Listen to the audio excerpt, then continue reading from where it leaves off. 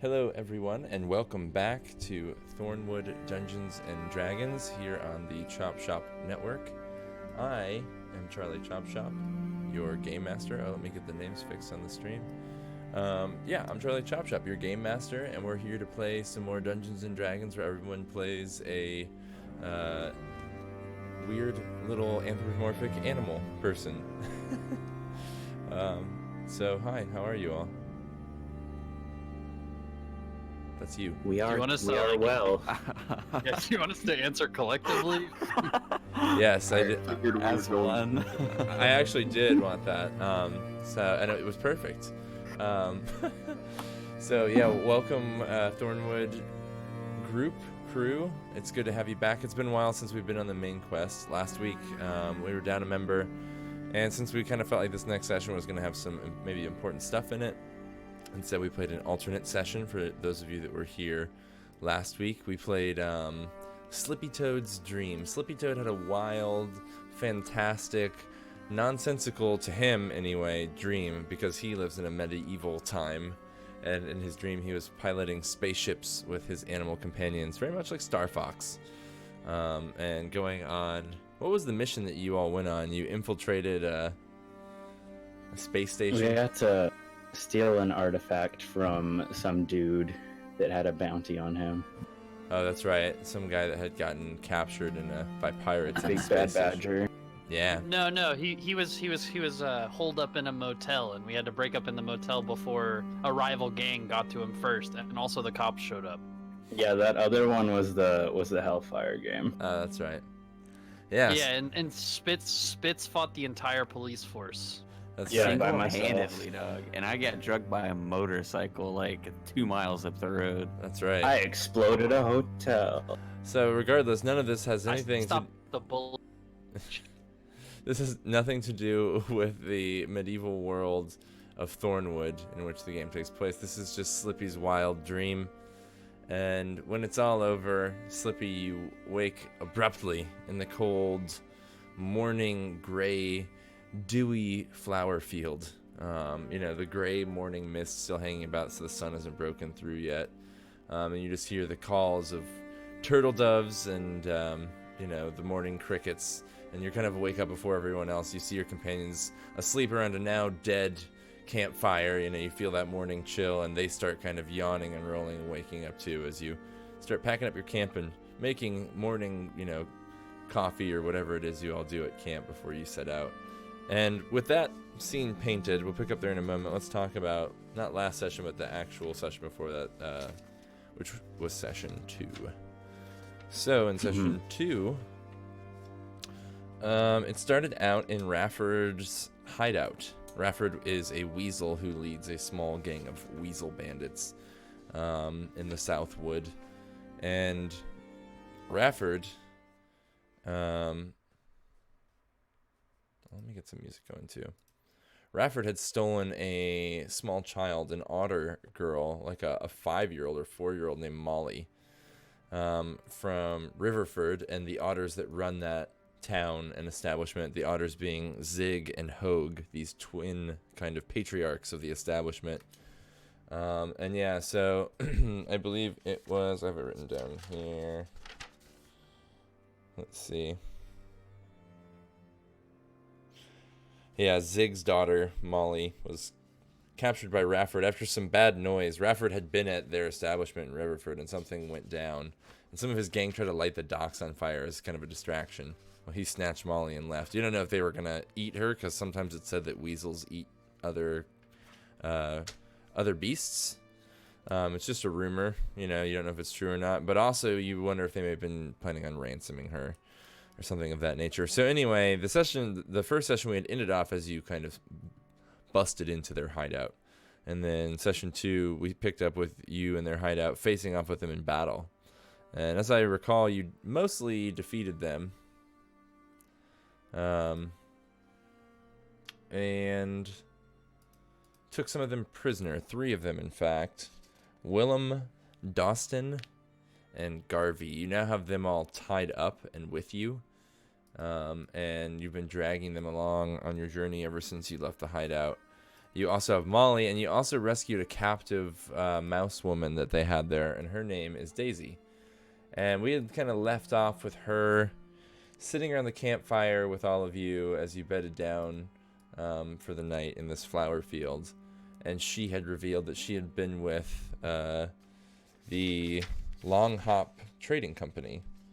The people that you had been looking for. This is like your quest had originally. You had set out to look for the Long Hop Trading Company. They were bringing a cure for this kind of cough that's going around called the black spore. They're bringing it back from the Froglands, and they have yet to land. So you've been looking for them. She tells you she was with them before, you know, she ended up in this desperate position out in the woods. And that's where we had faded out, I believe. And then, of course, we did Slippy's dream, and now we're back. Slippy's awake. So we'll kind of cut back to the fire and talk about what happened there and what was said. Hold on real quick. I'm adjusting a few things on the stream. Also, there's one note to be made about the recap. Yes. Daisy was not with the bandits. She was being chased by Mittens the Fearsome. Oh, that's right. I I had Mittens in my notes, but I couldn't remember if you had run into them. So Mittens is a tabby cat that is the terror of the Southwood, bane of the Southwood. And so she was being chased, or was like already in the mouth of Mittens, right? Or what was it? Yeah. And you all came together and did a daring escape to distract Mittens and get Daisy out of Mittens' mouth and run away. Yeah. Slip almost died. Almost. And this is, let's see, this is Igrim and Spitz's second run-in with Mittens now, right? Mm-hmm. We are familiar. And Igrim was already familiar with Mittens before, because Igrim is from the Southwood. My goal is to become the bane of the Southwood, so I'll need to get rid of Mittens. All right, and with that, let's talk about, now that we kind of have our catch-up, we're going to pick up, we'll do a quick flashback to kind of the night before at camp and what Daisy revealed to you as you talked more. And then we'll jump into the morning as you wake up and continue on your travels. I think you were heading back to Riverford, or were you going to the cage first? I can't remember.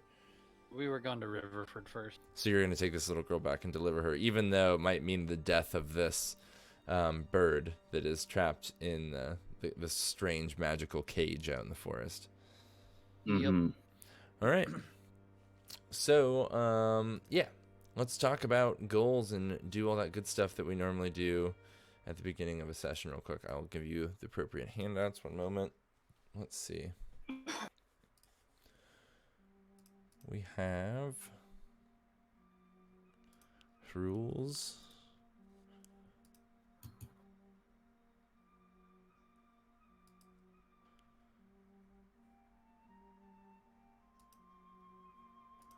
Here we go, goals. This is a wonderfully helpful handout about goals.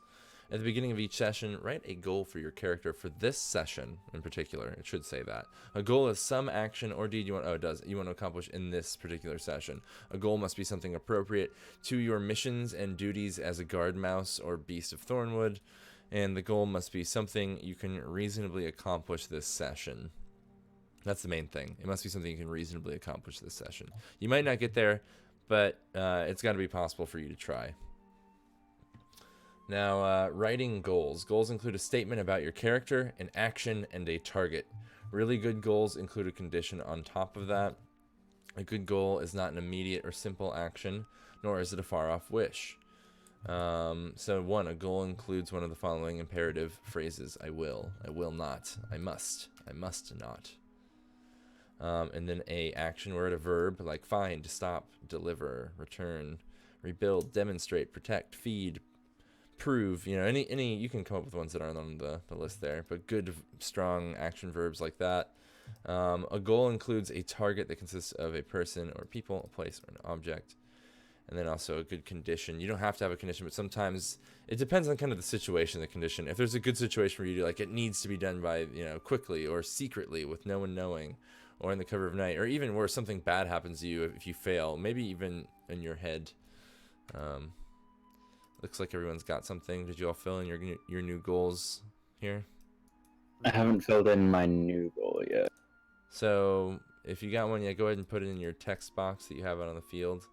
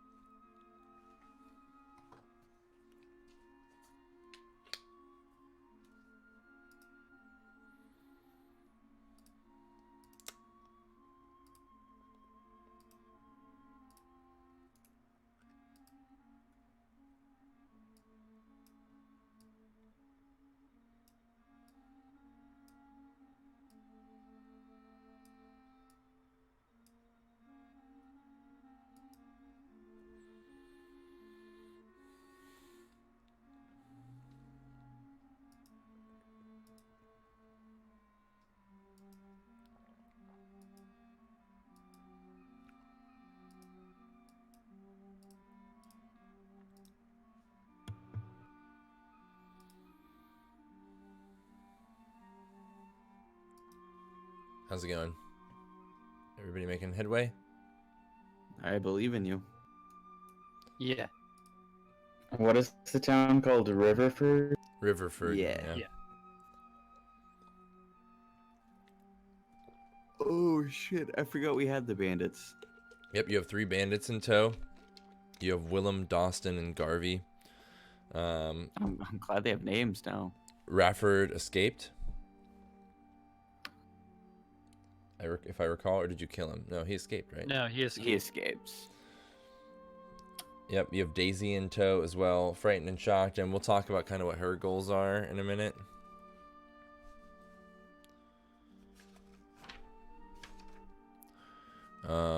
You also have Molly, the 5-year-old otter girl, who is quite distressed. But luckily, Daisy has been good enough to try and help take care of her some as well. As she tells you, she came from a big family like most mice do.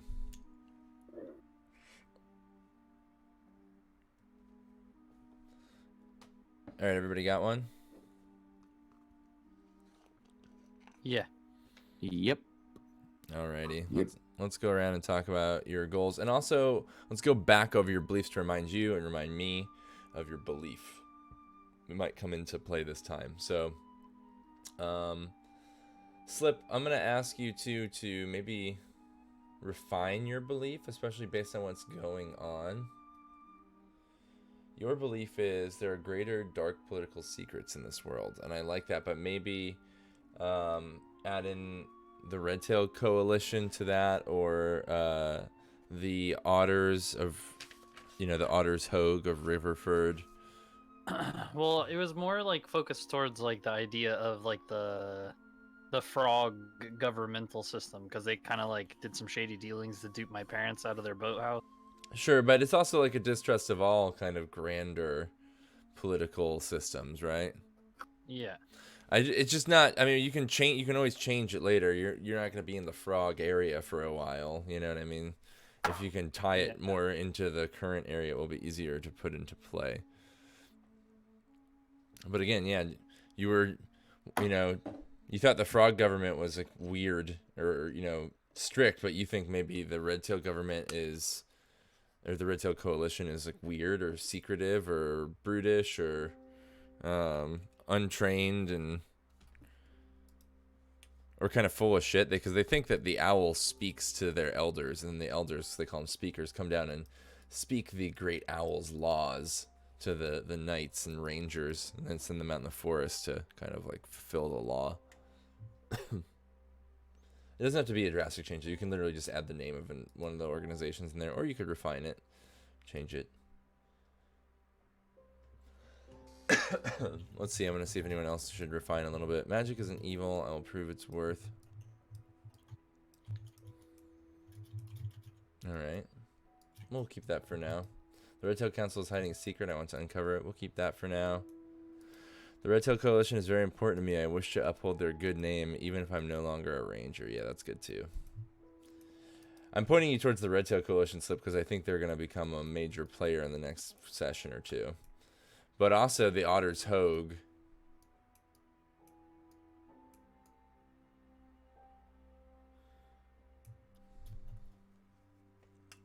Could be a possibility. I don't know.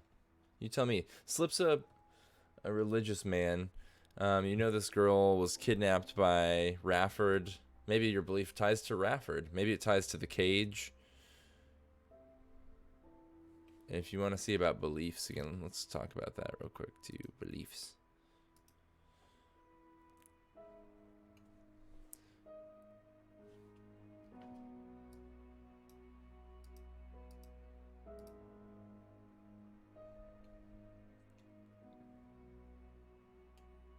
I had one going, but when you put the beliefs up, it messed me. No, that's all right. I think you have a. Sorry to interrupt you. It looks like you're on the right thing.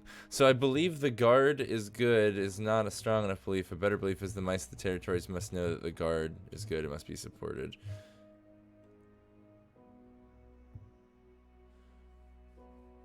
Try to distill your higher purpose into a slogan of statement or belief.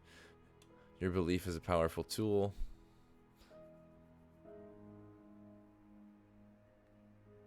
I think you were on a good kind of tangent there, it looked like.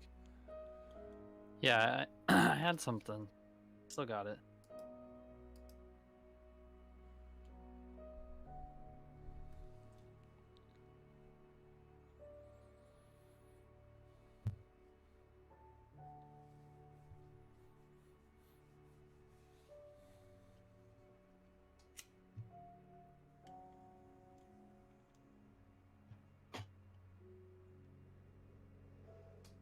A good one for Slip might be something about disenfranchised people or people who are taken advantage of, as you were, or people that do that to other people. Like, I will always defend those that are oppressed by tyranny or hypocrisy. Could be a good one. That would make sense for you. That kind of distills your backstory into a belief. Well, yeah. So I, I said like the Red Tail Coalition does good deeds, but is misguided in their blind trust of the higher ups of their ranks. Sure. Or even just in their trust of the owl. The owl is not the father, the father forest. Yeah. And they treat it like it's a god.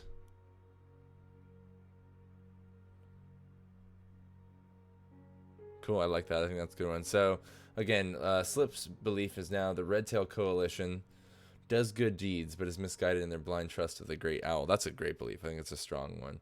And what's your goal there, Slippy? I will hastily return Molly and deliver the bandits to Riverford. My thinking being, like, I want to get back to that cage ASAP, because that's what I've been itching to do this whole time. Okay, perfect. Let's go to Igrim next. Igrim, your belief? Magic is an evil. I will prove its worth. All right, and I'm going to throw in a little detail here that you might want to know, Spitz, is that, and I mean, Igrim would know too, but I didn't really have this detail before, but it makes sense to me that the Red Tail Coalition would be a little weary of arcane magic. Mhm. They are fine with... Go ahead. They'll say they're fine with divine magic. They're not like outright against arcane magic because, like, for instance, the Abbey supports mini spellcasters and things like that, but they're nervous about it, and like their inner core is like kind of really against it. Well, I know when we created Igrim, you said that it was very, very rare for anybody to Yes, it is quite have arcane magic. And should I put arcane magic as an evil so that's better defined instead of just magic? No, I think that's good enough. Okay. That's my default go-to for the word, That's mine as well. I just didn't know if it needed more explanation. And then my goal is I will quickly return to the cage to study it, or I will not be able to sleep. All right. Nyx? Okay, so my belief is the Red Tail Council is hiding a secret, and I want to uncover it. And my goal is I will protect Molly and the others on the way back to Riverford, even if we venture to the cage. All right. And last, I can't talk. That leaves us Spitz. All right, so Spitz believes that the Red Tail Coalition is very important to him, and he wishes to uphold their good name even if he is no longer considered a ranger on their ranks. All right. So, And his goal, your goal, Spitz? my goal, that's me, Spitz, is that I will guide the party and our guests to Riverford and show the people of Thornwood that I am a capable guide and not a babbling idiot, as some of them may be led to believe, as well as bolster the good names of the Coalition and their ranger. Ah, okay. I like it. That's a thick one. Yeah, it is thick. I love a thick goal. Just lather it on there. It's just got a lot of slab of text. It's just got a lot of good description. Like, really, if you boil it down, it's like a 4-word thing with just a lot of good description. So it works still.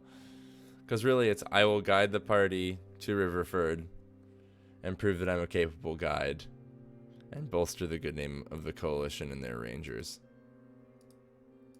That's a lot more than 4 words. I know, but it's like a simpler thing than it seems like. It is kind of 3 things. I would kind of separate it. Would you rather, are you trying to bolster the good name of the coalition, or are you trying to prove yourself a capable guide? I would think it should be one or the other. It gets too complex to adjudicate 3 different conditions for success.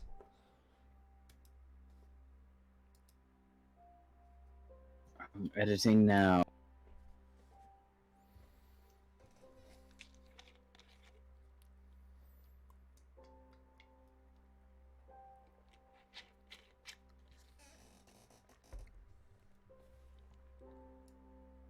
Oop. Oh, it got big. Big beak. I made it smaller. I will guide the party and our guests to Riverford and show the people of Thornwood that I'm a capable guide and not a babbling idiot, as some may be led to believe. Perfect. That's a great one. And so real quick, let's go around and do traits. So let's do in reverse order. Now, Spitz, your trait is that you are rabid. I am rabid. Nyx's trait is that Nyx is bold. And Bold. very brave. Someone's making a loud, awful lot of shuffling there. Spitz. Thank you. Igrim is inquisitive. Slip is an introvert. So keep those in mind. Those are like really your best cues for role playing. You are either bold, rabid, inquisitive, or introverted. And then your goals, you know, kind of should direct where you are going, and your beliefs should direct how you interact with other people that contradict them or agree with them. So I'm glad we went over all that. I feel a little refreshed on it, and we're ready to start. So we open our session with the night before, like campfire crackling in the darkness of the flower field, you know, a slight breeze coming through and kind of blowing the daisies softly all around you. You know, you're kind of hidden down amongst the stalks of these flowers. Are like, you know, 3 inches taller than you, about as tall as Nyx. Nyx and Spitz. And you're like down amongst, you know, bedded down in some bent, broken flowers, all the tall flowers blowing around you with the fire burning. It's quite peaceful as you sit there. And Daisy, you know, just thanks you profusely over and over for the food and for kind of rescuing her, because, you know, she was certainly going to die from Mittens, that bastard. And 1 second, I'm trying to look something up in my notes, which was...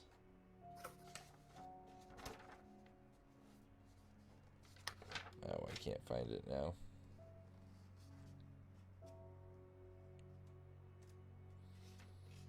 So anyway, you're sitting around the campfire. Is there anything, like, now this is the first time you really got to sit down and speak with Daisy, other than she told you, like, you know, that she had been with the caravan, the trade caravan. That would be Longhop's caravan. Gilbert Longhop, the Longhop Company, that's what it is. So yeah, we see you sitting around the fire, all of you, finishing up dinner. She's just staring off into the fire, this cute little mouse. You know, her dress is all torn up and dirty, and she's got a bow in her hair. She's just kind of staring in the fire. She's not really forthcoming with talking or much information, but she's polite and says thank you and seems happy to be safe and everything. But do you ask her anything? Are you going to interrogate her? Yeah, absolutely. I want to know about the like what happened to the caravan. Okay. Well, what do you say? What does Slippy Toad say to her? Are you like sitting next to her? You like slide over next to her after singing for a while? Paint us a picture.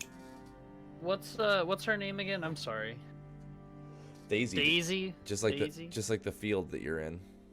Okay. So because like I'm not very good with people, and I don't really know how to go about it, I'm just gonna like walk directly up to her, like maybe she's in the middle of like taking care of the baby or eating or something like that, and I interrupt whatever small task she's doing just by walking up and abruptly being like, tell me, do you have news of the caravan you were traveling? she like a little, it's kind of so abrupt. She's nice about it, but she's a little bit like, oh, yes, why, excuse me. And she like turns away from Molly, who's like, like squealing and playing and smiling on the ground there next to her. She like turns to square up with you, and like folds her hands gently on her lap, and she says, "Yes, I can tell you about the caravan." She like kind of looks up at you a little uneasily, as you stand over her as she's sitting on like a little, like acorn that's on the ground there. And I say, yes, please be quick about it. There are many sick children at the Abbey. And she's like, "Oh, I wasn't aware." She's like, "I knew they had some sort of medicine. I didn't know it was for children." Well, they are gone, unfortunately. They're dead. It wasn't Mittens, though. Well, what happened? She like looks like worried, kind of like looks down on the ground, rubs her toe in the dirt a little bit. And she's like, "I'm worried. You won't believe me if I'll say it. It sounds crazy. I mean, I've always trusted the Coalition." There are many a crazy thing in this world. Please. She's like, "Well, it's just I thought rangers were in the woods to protect us." In general, they are, but perhaps not. What happened? Tell me, please. Now, I want to know, before I go on to the others, are you privy to this conversation by this point? Spitz probably starts listening when he hears about the Rangers. Agram has probably asked her a million questions to this point, but kept it a little less obvious as slip, and is probably listening into this conversation. I'm just sitting with Molly, like further off. Okay, so you're not hearing this, Nix? Yeah, no, I'm not even listening. So actually, we had said she was with Molly, so find another narrative reason to not be there if you're not going to be there. Damn. Well, I'm there just with Molly. Okay, so that's fine. So you're like sitting on the ground nearby. She's like sitting up on like a little acorn stool. And Molly's like on the ground, but kind of behind her now that she's turned to face Slip. And she's like, they came from the woods onto the highway, and they asked us for a toll. And the caravan leader said it was a shakedown. This was not what they were supposed to be doing. And they pulled their swords. They didn't even give us a second to explain ourselves. They just started cutting. And she like takes a big gulp, tries to keep herself kind of from crying for a second. She's like, the caravan guards fought back. She's like, my colleagues, they fought back. We're just researchers and clergymen. She's like, I somehow made it out. I just ran and ran and ran, tears streaming from my face. She's like, and that's when Mittens found me. And what of the cargo? She's like, I don't know. I left during the battle, but when I left, things weren't good. Gilbert, the leader of the caravan, he was injured and most of the guards were already dead. She's like sniffing and crying at this point. Do you know the name of the location at which these guardians stopped you? She's like, somewhere off the South Road. Whichever is the main path that cuts through Southwood. Sorry, you cut out a bunch. She's like, off the South Road, whatever is the main path that cuts through the Southwood. I know this path, and I know this intersection. Are you absolutely positive that the Coalition did this? She's like, I couldn't have missed them. I've seen rangers my whole life. They wore the red sashes. Exactly how long did you run before Mittens found you? Maybe, I don't know. It's hard to keep track of time. An hour? How long did Mittens play with you? A while. Mittens took me far. I'm not even sure which direction we went. I was crying and fighting. Maybe another 30 minutes, an hour.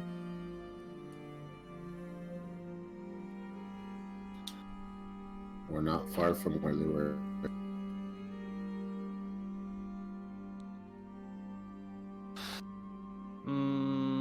Well, it seems you've been through much. I'm sorry to have questioned you so thoroughly and brought up these bad memories. Thank you for kindly joining our camp.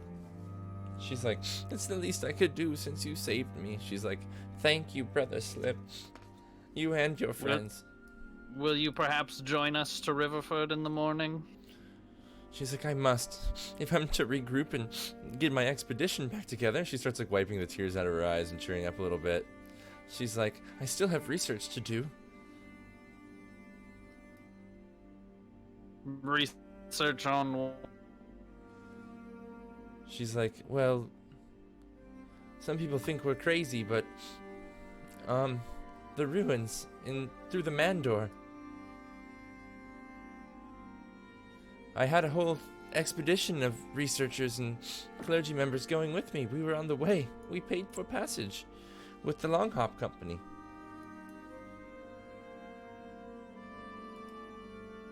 I've never even been through the Mandor. She's like, no one goes. That's why we want to see.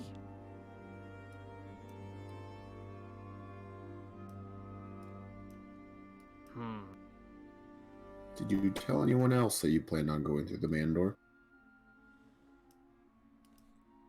She's like, yes, I mean, we came from the Frog Kingdom. She's like, Minnie knew in both Cacophony and, what's the other frog city called? Serendipity. Yeah, she's like, and Serendipity. Our members came from both cities. It was big news. The frogs were excited. King Jeremiah himself endorsed it.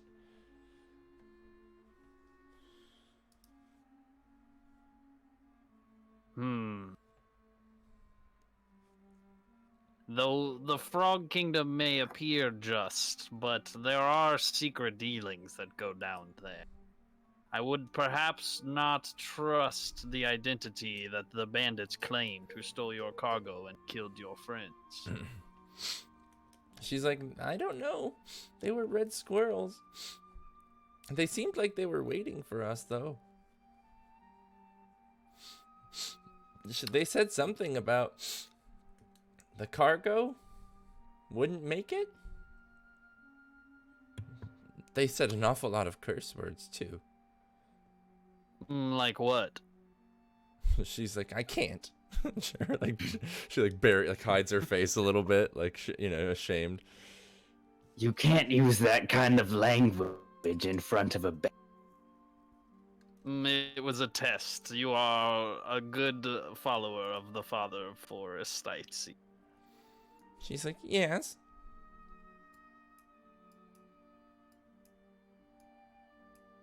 If I may, what were you planning on doing in the Beyond Man's Door? Just some research, or? Well, first, the plan was to make maps and identify ruins and research the artifacts there. Look for signs of life. Other than those smelly old birds. There might be something to help you with those birds, but we have not done a decent job of uncovering its secrets yet, so it might be something you'd be willing to look into before going through Man's Door. She kind of gives you like a inquisitive look and crinkles her little mouse nose. Her whiskers kind of flick. And she's like, what do you mean? There's a new cage in the Southwood. One that she's like has some arcane energy. She's like, a cage? Like for a bug or an insect? Because remember, people keep insects like pets and... Yep. It was sized for a cat. Something big. Her eyes grow worried. I would believe it more a bird, as there seemed to be a bird inside of it at the time. Most likely now dead, but was inside of it. She's like, oh no, he's trapped in there? You just He's said banned. stinky birds. I mean, they're not very fun to talk to, but they don't deserve that. We should go save him now. She's like, let's go. And she starts like tugging on your arm. She's like, it's probably the Red Tail Coalition. Those awful rangers. We must deliver the baby, and we have a party of hostages with us. It's not advisable with the cat in the area. Let us return, and we will save him later. Slip is right. We need to get Molly back to her parents. I'm always down for a tussle, but I don't want to get into a sticky situation with the kid. We will return, Daisy. I do promise. We are all very interested in the cave and want to save the bird. She starts like tears streaming from her eyes again now. She's like, no. She's like, the bird will die. You can't leave him. It'll be too late. She's like still yanking on, your robe. As like- I said, the bird is probably already dead. It is not a matter of if, it's a matter of when, and it's been in there for a long time already. Her like grip slips from your robe's slip, and she like tumbles backwards into like this, the stalks of the flowers, and like just kind of falls and crumbles into her to her knees and just like sobs for a little bit after you say that, Igrim, kind of taking it in that it's probably dead.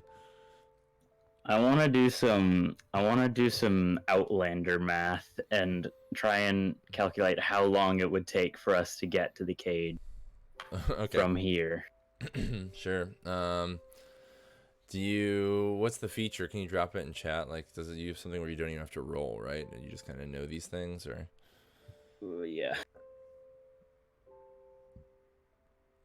You have an excellent memory for maps and geography, and you can always recall the general layout of terrain, settlements, and other features around you. In addition, you can find fresh food and water for yourself and up to 5 people each day, provided that the land offers berries, small game, water, and so forth.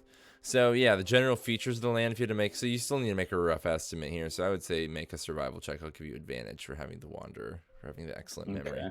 Okay. Nice. Yo. You give your chin an old scratch and think about it for a second. Do the barbarian math in your brain. You think if you were to do a quick march, like not a run, but a fast march to Riverford, and then run back, or even better, buy some mounts, like some beetles, to take back, you could probably be back in, let me take a look. I don't remember how long it took you to get there. A day. Like a day, right? Almost a day. Almost a day, yeah, that's what I thought. Let's see here. Yeah, but now you're like here. So it'll take you almost a day to march, or like half a day to march back from here, I'll say. But if you get the bugs, you could probably make it back to where the cage is in the second half of the day and get there like right at nightfall. Slip, you're a practitioner of the medical arts. How long do you think a bird could live without food or water? Well, food is not much of an issue. Birds can live a long time without that. Water, I feel, however, is more of the pressing issue. Daisy's like squeaks like, I heard birds eat rocks. Yes, to help They might. digestion. They do, yes. They are very unintelligent, unlike myself. Slip, you treated my injuries after I touched the cage. Would not something trapped inside of it have a lot more injuries if they felt the same power emanating off the cage? Yes, but I also think that if something were sustaining injuries at that level for that long, then they would no longer be with us. As I stated. If my calculations are correct, which I'm pretty sure they probably are, we can get to Riverford within a day's travel, and then if we rent some mounts, some beetles, we could make it back to the cage within half a day's travel. It would be a stretch, but we might be able to get there in time. Well, I do not wish to see the bird perish, and I am also very interested in the cage. We shall see the cost when we get to the store, but if not, we will proceed on foot hastily. Daisy like pulls on your arm, Spitz, as she runs over to you. She's like, "Oh, please!" She's like, "Please, please, please! We have to help the bird." She's like, "Plus, the cage might be from Mandor." I will do everything in my power to make it so. And then I pull a red scarf that I have from when I was training to be a ranger out of my backpack and grip it in my hand and say, "In the name of the Red Tail Coalition." She kind of furrows her brow at you a little bit and like lets go of her hands slip away from your arm. She takes like a cautious step backwards and just like tries to casually turn away from you, trying to hide that she's a little weirded out now. I don't know what happened to your caravan. I know the coalition, of course, has tolls. It is not to be expected that the services of protection are free, but I have never heard of such gruesome violence transpiring. I think there's definitely something to be gotten to the bottom of here, and I think we should move as fast as we can. Slip, you surprise me. That wasn't Slip, that was Spitz. I know, but I'm talking to Slip. Wow. What? Perhaps. You are a healer, yes? Yes. And you come from the Abbey, Correct. where a lot of the people that have problem with the black spore. Well, yes, but, this is a means to an end. Why would you not put the black spore higher up your list? Because if the cure was actually found, would you not save those that you know instead of moving on to other things? I mean, yes, absolutely, of course. I it is my top priority. However, they've had the spore for a long time. They're not in mortal danger. It is but a cough. Once the blue toad arrives, one way or another, they will be healed. Daisy, you did say that they would not let the cargo get there, and one of two things were on the caravan, either Daisy's crew or the cure. Was there not anything else traveling with the caravan that would be considered cargo? Daisy like will squeak like, "Well, they were a trading company." They definitely had money and goods. Highwaymen steal all the time. The roads are dangerous. That's why we purchase passage with them. Those two sound the most interesting, I would say.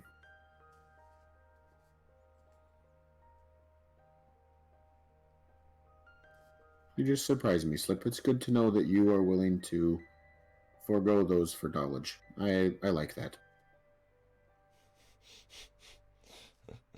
I don't know if that was a jab or not.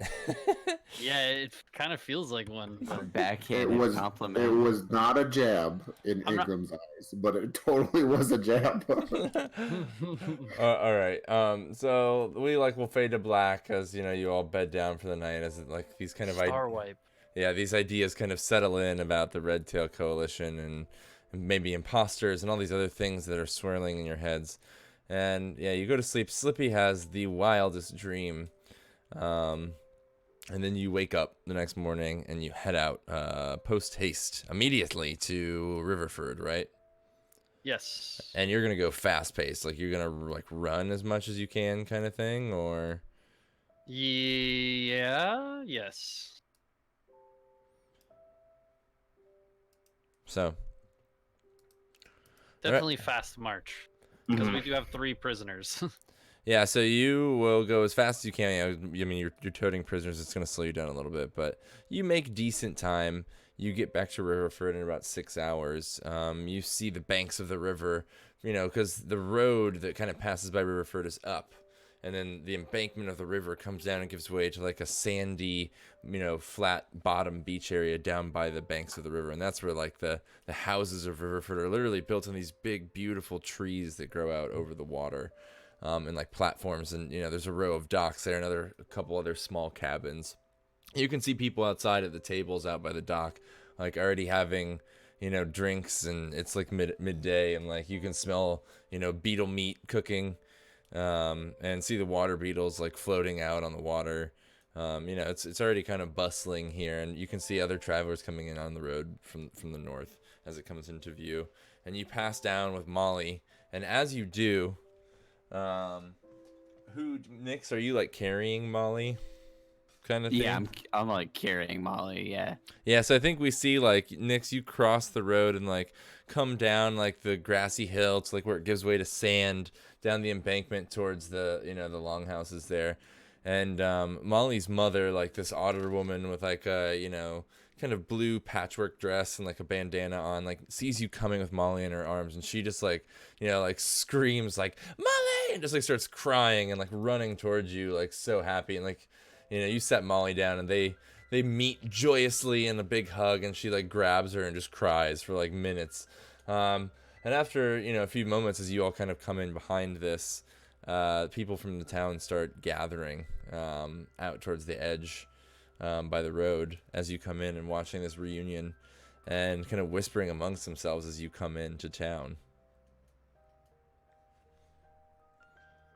And after a moment or two, Hogue comes forward. Not Zig, who had sent you, but Hogue, the one who is actually Molly's father, comes out of the crowd.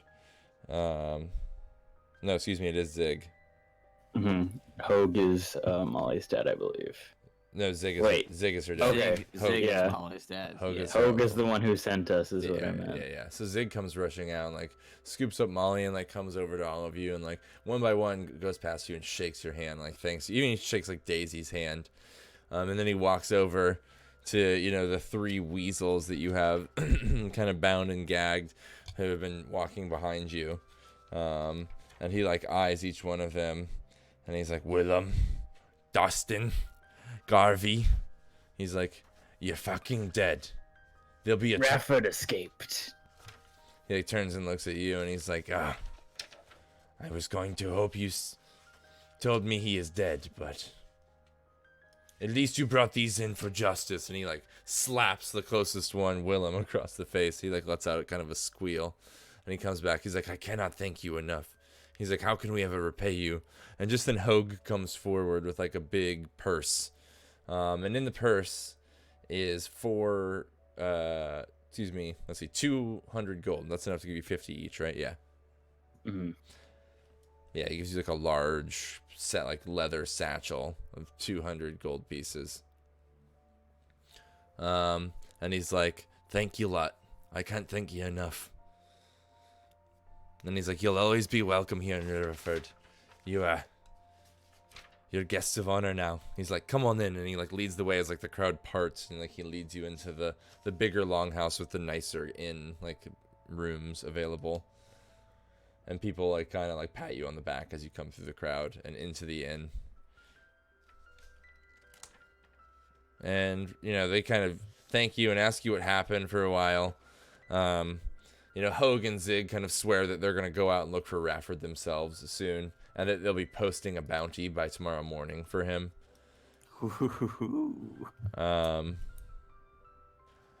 And then they kind of finally like leave you to your free drinks and meals at the Riverford Inn, where they serve all kinds of delicious river fishes and beetles. Yeah, and what happens next? So we see you kind of take your time, relax, just enough to eat and drink in the inn here. And now you're sitting around the table in the inn, chatting about your next move. Daisy's still with you, of course, and they've taken the weasels off your hands and thrown them in their little kind of jail that they have going on. So I guess we're gonna go to the stables now, right? I guess that's our next play, as per the plan. Yes, we're going to need some mounts if we intend to getting to the cage fast enough to have a chance of helping that person. Let us go inquire at the stables about perhaps renting or buying a mount, that is. All right, so with that, you like kind of pile up your bowls and take the last swigs off your ales and head out towards the stables, which is actually right by the dock, because they also keep like water bugs stabled there as well. And real quick, you get anything you want. They give you a free meal of black pudding, which actually does give you some benefits. So let me tell you what those are. Let's see. Foraging, cooking, and brewing. Let's see. Recipes. You all get a free meal of delicious black pudding, which gives... I hope it doesn't eat my armor. Oh my god. Ha ha ha.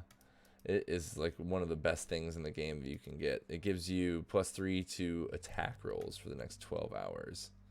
Cool boy. And Put that shit in the global mod. yeah, there's a way to program that into your sheet. I can show you all how to do it if you don't already have it programmed in. Slip, let me see about yours. I'm doing. Yep, you just change your camp meal. Yep, if you have it in there. Next, do you have that as well? No clue. I'm looking now. Under like your attacks, yeah, in the middle you have like short sword, short bow, and dagger. And then under that it says global attack modifier +1 camp meal. Mm-hmm. If you click the little cog wheel next, like over camp meal, there you go. Just change it to black pudding and then +3.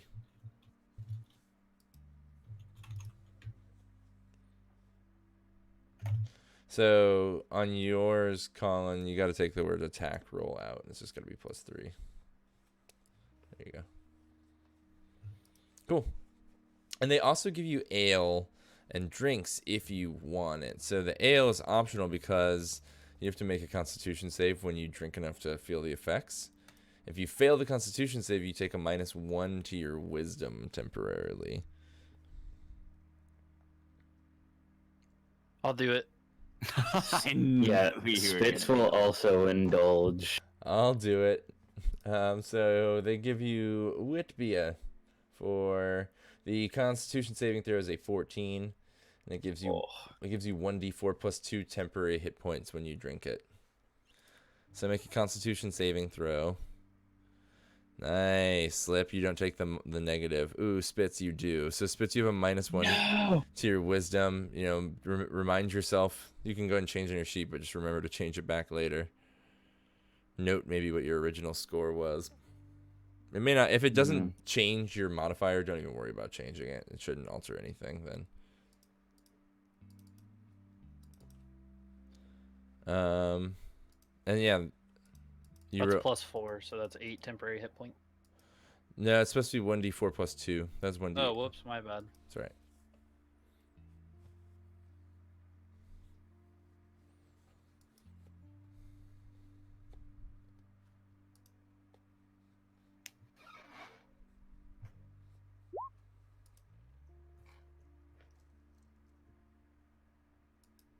Oh, easy. Do I still get the temp HP though? Yeah, you still get it. Easy, Oh. Easy Sailors in chat. Hi, Easy. And Bumblebeanie B. Hello. Hello. So, well, Slip, you get 3 total. Yeah, I got it. And temp HP you can put in like. Oh, The yeah, temporary hit points I box. forgot. D&D 5e has that. Yeah. Excellent. So you're well fed. You head down to the stables, and yeah, you can buy beetles there. You know, like these are like larger dung beetles. They're not super fast, but they are faster than you over long distances. And short distances, you can outrun one. They're kind of big and slow. So you can get a dung beetle for all the money you just made, 50 gold pieces each. But you own it. It's not renting. You own this beetle. Oh, that's much more appealing.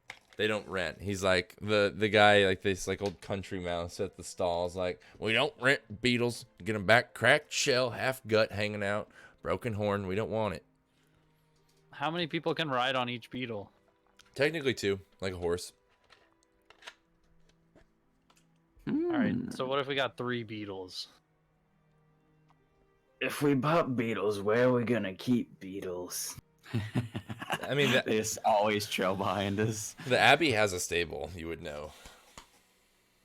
It's like a full little tiny town inside of the walls of the Abbey. And obviously, when we come into Riverford, we can always dock them at the stable there, right? Yeah, most bigger towns should have a stable. All right, let's get some beetles. One beetle apiece, please. Nice. He's like, all right now. He's like, make sure you feed them once a day. Don't kick them too much. They get ornery.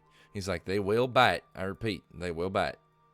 And he like saddles up like 4 different big beetles and they're like, dong, dong, dong, dong, dong. Like they make like weird little deep noises as they waddle over to you. Their little feet kind of ticking across the boards of the stable. And they have like these big high saddles. You have to like climb up like 2 different little kind of stirrups before you can get up to the saddle. And they have like they come with a saddle with, you know, a little saddlebag on the side. Who's Daisy riding with? I think she's probably most comfortable with you at the moment, Slip, or Nyx maybe, so. I'm going to say she's with you. Okay. So And those are 50 gold each? Yep, that's right. And how do I see how much money I have? So on your sheet at the very bottom, in the very center, is your It's in your items. inventory. Yeah, there's like items at the bottom center, and then next to the items are little bubbles that say like GP, SP, EP, PP. The GP is gold pieces. Should I have been keeping up with how many gold pieces I have this whole time? Absolutely, You but probably might. you Probably haven't might not very much. you haven't gained or spent any. You should have started with like 10. Oh, yeah, that's right. So I did start with 10, and then we just got 50, but we only bought 3 beetles, and there's 4 of us. So No, like... you're gonna. Collin had said one each.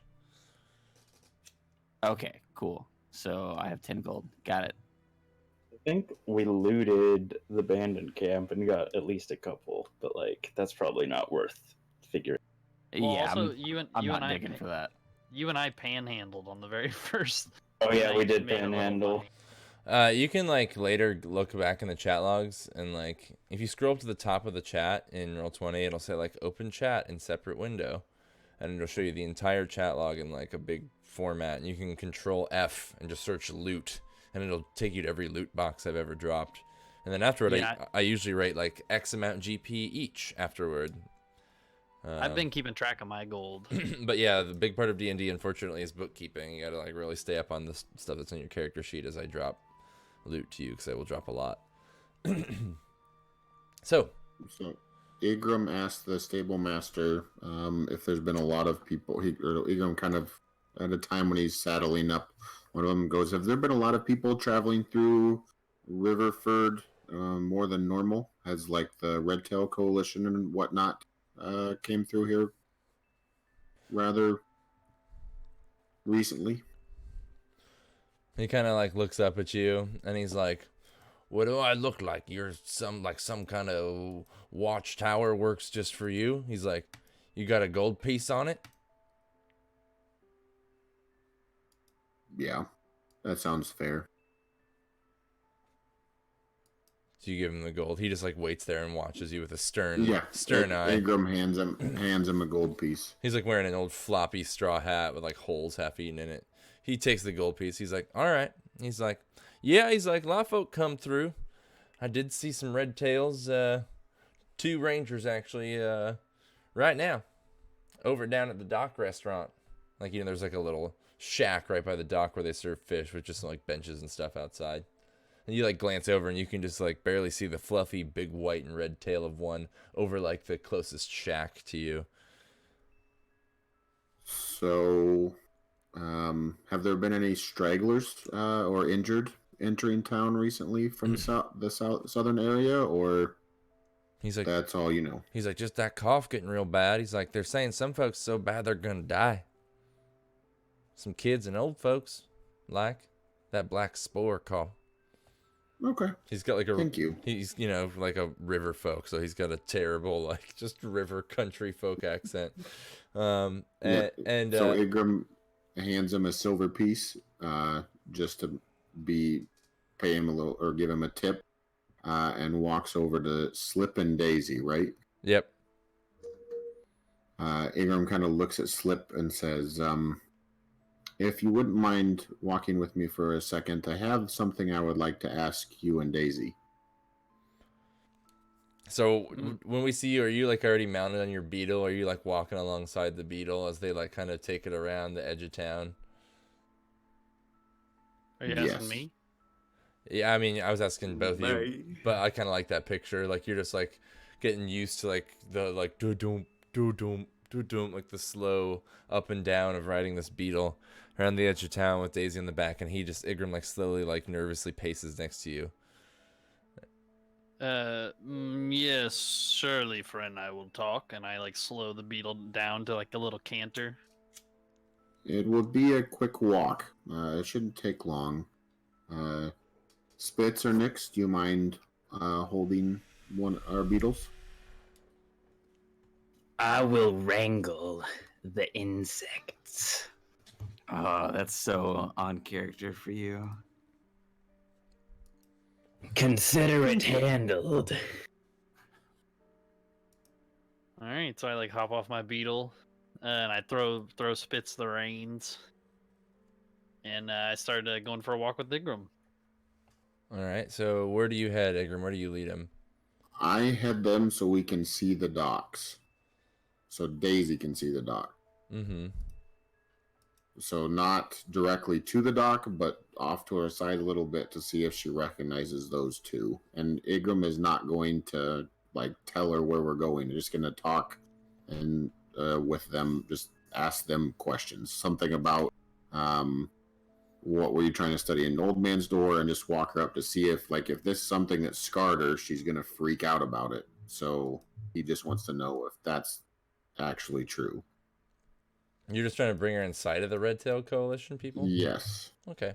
To see if she recognizes them. I mean, when she sees them, she doesn't recognize them as people, but like she immediately like kind of like turns her face away as like, you round the corner, and they're like still like 20 feet away over at some benches. They didn't even notice you yet, as other people are milling about as well.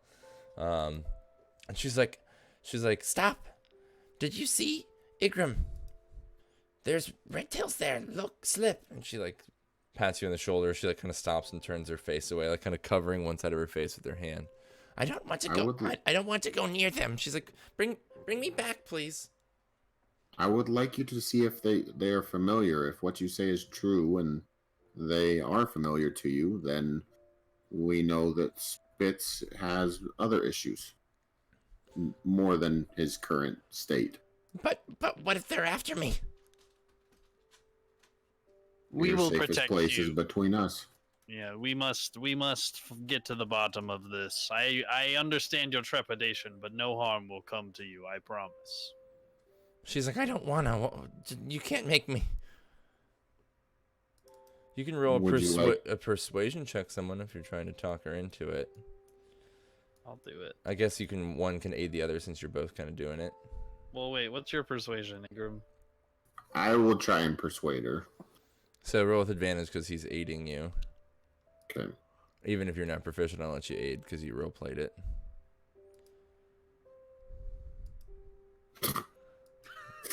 Yeah, I don't think she's having it. So also, I want to remind everyone real quick that with your traits, keep in mind you can impede yourself. At any time you can say, oh, because I have this trait, this would be harder for me. I'm going to give myself disadvantage on this roll. You earn you earn a mark. Go ahead. So keep that in mind. And if you can grant advantage to an enemy as well, or even cause yourself to turn an enemy's failed roll against you into success and take damage. I just want to remind you of those things. The impede section at the bottom. Yeah, sorry, go ahead. Igrim kind of looks at her and says, well, with everything that has happened, it is best to more knowledge is power, and to understand what actually happened, we need to know if you recognize them. And obviously, to know your attacker is actually a good thing, because then we can solve that problem if we know who it is. He obviously does not used to talking people, and that's somebody that's seen something like this, and it just fails horribly. She turns to you, Igrim, and she's like, "Why are you doing this? Why are you trying to make me do this?" She's like, "I'm not going to do it." And she turns and starts walking back around, and she's like, that poor bird is in the cage, and this is all you can think about. And she starts heading around the corner back towards where the beetles are parked with Spitz and Nix. Igrim looks at Slip and goes, I tried. Do we just go to the cage? And Slip puts his hand on Igrim's shoulder, and he's like, perhaps we were not the best to try to get her to do this. I guess maybe we should go talk to them, perhaps, and find if we can glean any information from them before we head out.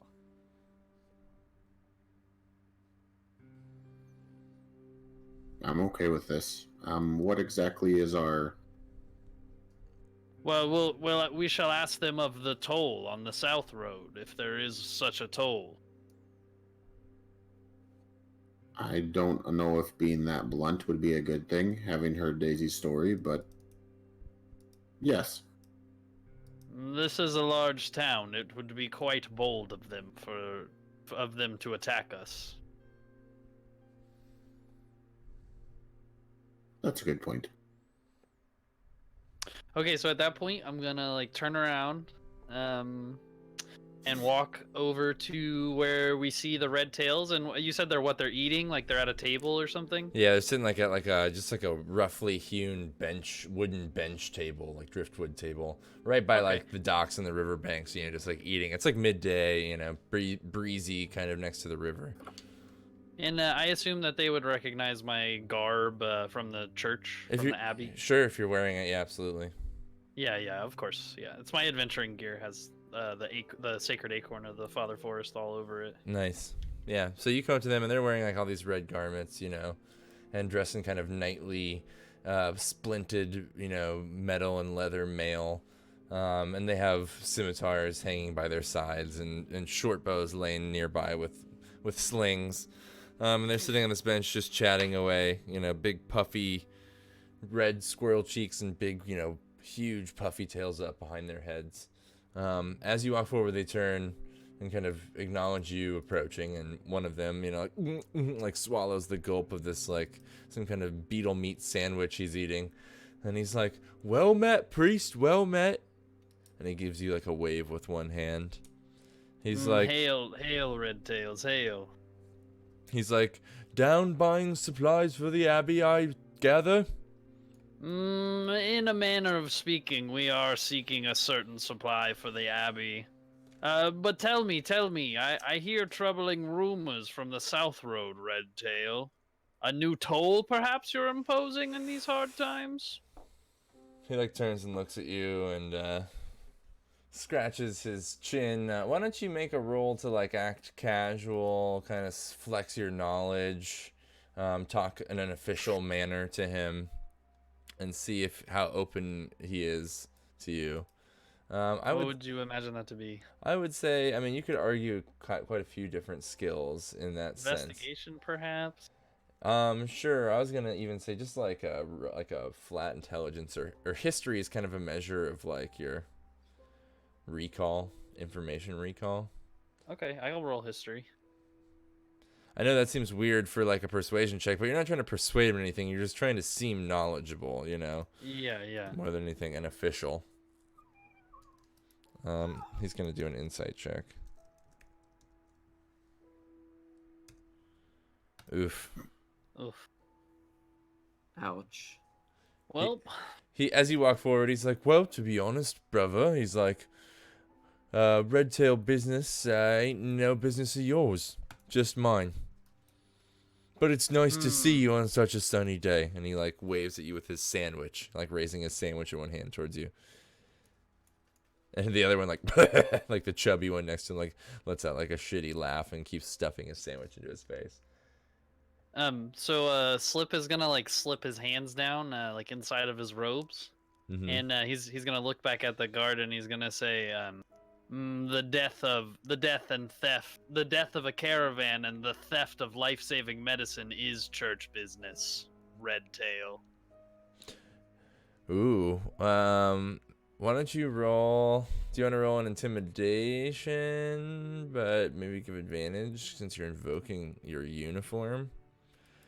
Okay. Not stoked on that. Nice. Yeah, he's like, fine. He's like, "I didn't realize it was so serious." He's like, "There's been a murder, you say?" Yes, several from what I hear. An entire caravan uprooted in your name.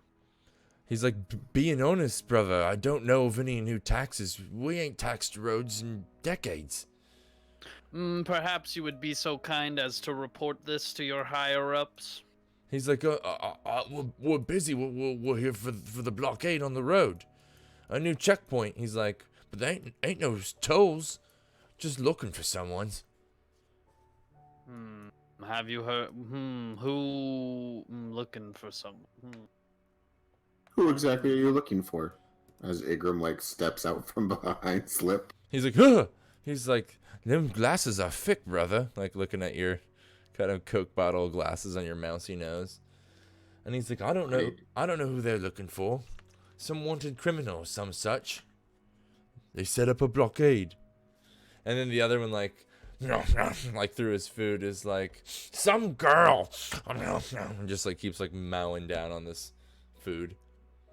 On the South Road. He's like, no, right here in Riverford. He's like, look, and he like points and like through all the buildings and kind of people out up onto like, up the hill on the riverbank above where the road runs. You can see now a few like red-tail rangers in the distance. And like they're moving around some carts and some other things like that up there and some beetles.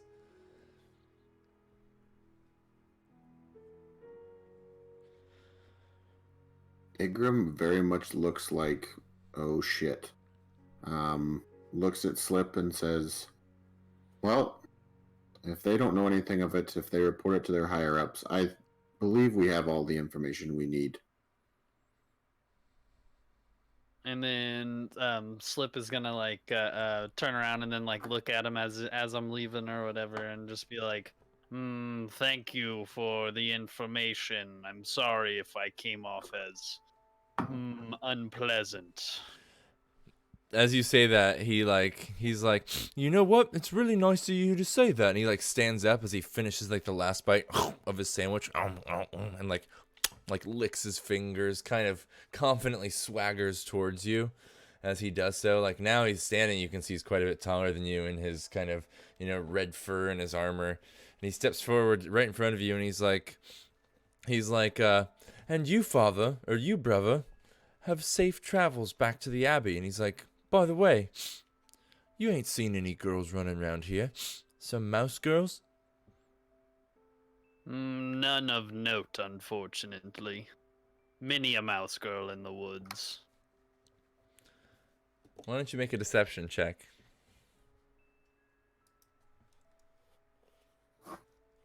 Ooh. And yeah, no. You know what? I'll even take disadvantage on that because I'm an introvert and I'm bad at lying. Too late. You gotta do it beforehand. And he rolls a 19 anyway. And he's kind of like, you sure? He's like, why did you hesitate when you said that, brother? And he's like, hey, Nigel. And the other squirrel from like the bench is like finishing up his sandwich. He's like, what? And he's like, can you come over here? And Nigel gets up and like grabs his bow, like strings it over his back and starts to walk over to you guys, like now like 10 feet away from where they are.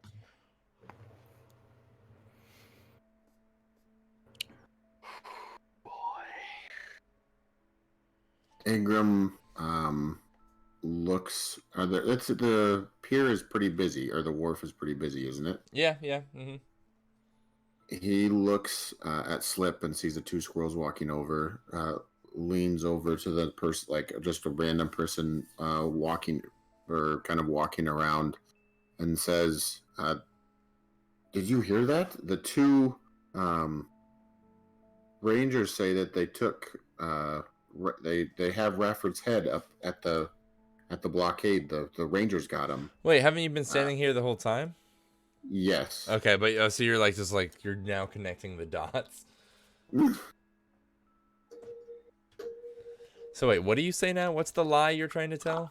I don't tell the Rangers that. I tell one of the people at the dock that the Rangers have Rafford's head up where they all are up top. Okay, so you like dip away real quick from the conversation. Kind of thing? So I just kind of lean as they're passing, as they're talking to us, to somebody passing by. Okay. What are you gonna roll to try and pull this off? Is you like kind of lean into a crowd of people who are like, "Hey, did you hear?" Like, would it be persuasion, or But you want to do it also inconspicuously without them seeing you, or without them being like, kind of slick and quick without anyone kind of noticing, right? Deception. Sure. So I'm gonna say deception. Yeah. The two least charismatic people in the party try to fucking lie to a bunch of people. Nice though. Good roll, dude. Yeah, wow. Nah. Oh yeah. There was that roll that you needed before, Slip, that 9. Yeah. With that, yeah, you like whisper this over to someone, and the person in the crowd is like, "What? Like they do?" And he like turns to the person next to him. He's like, "They got him! They got him!" And everyone's like, "They got who?" And he's like, I can't remember his name. He's like, "Rafford, you idiots!" And they all like are like, "They got Rafford!" And they all start like running. Like a bunch of sailors and passersby start like running in kind of a rush up to the main house.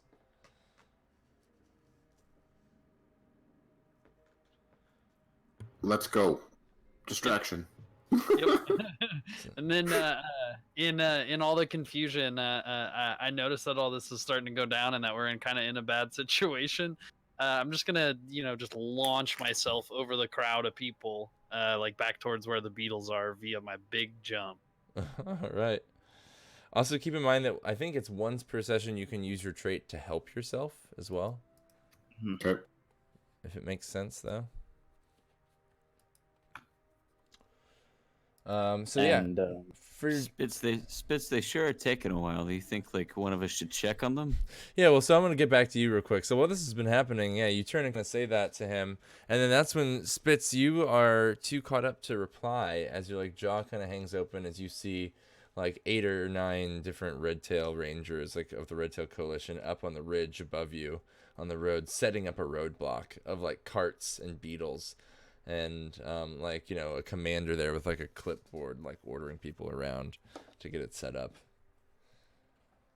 What is going on over there? It almost seems like they're here for us. I think we ought to investigate. I think we should find the others and start asking some questions. Should I keep my short bow ready?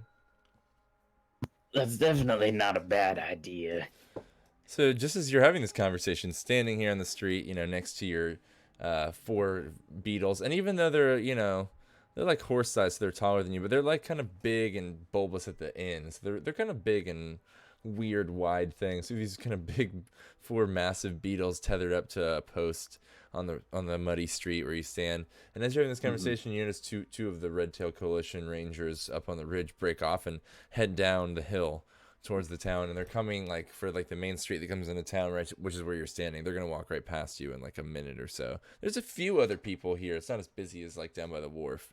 What do you do as they're starting to walk past you? Like they don't have any reason to recognize you, but maybe Daisy. Is Daisy with us? Daisy is with you, right? Yeah. She came back. At this point, yeah. Right as they start coming, Daisy shows up, and she's like, "Oh, there you are. I'm ready to go. They should be back soon." And where do they go? She's like, "They're talking to some rangers over there." Rangers. I wonder why they would go without us then.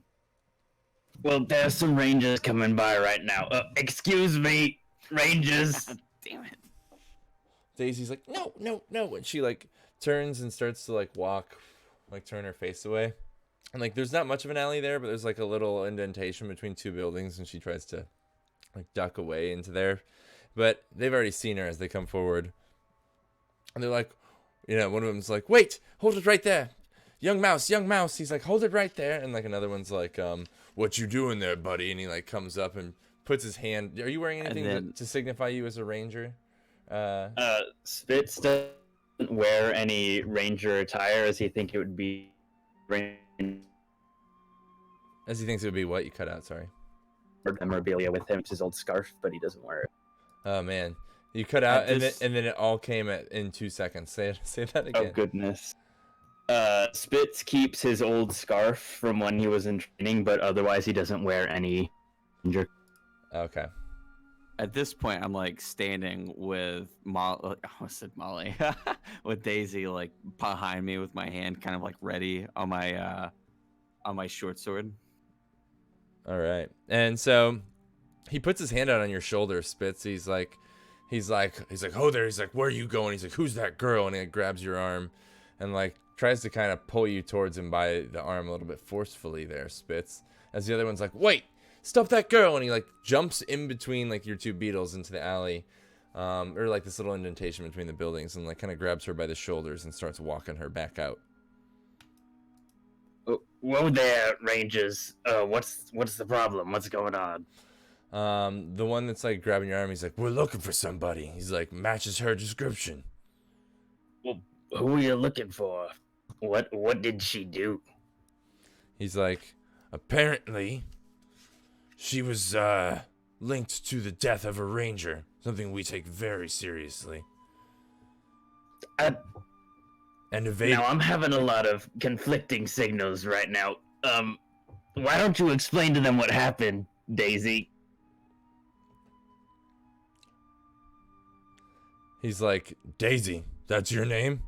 And she's like, no, I'm Rhubarb. And he's like, yeah, right. And he's like, you're coming with us. And he like, the gruff one that was grabbing your arm like starts pushing past you to like walk over to her.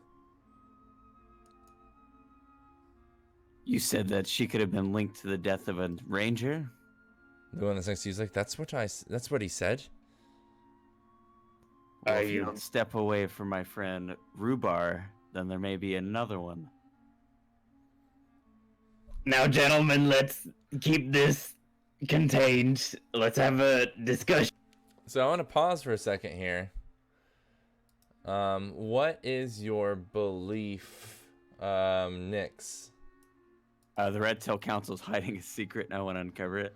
Also, keep in mind, my trait's bold. Let's keep that in I know, mind. no, not at all. I'm just reminding everyone real quick. And Spitz, yours, is the Red Tail Coalition is very important to me, and I wish to uphold their good name, even if I'm no longer a ranger.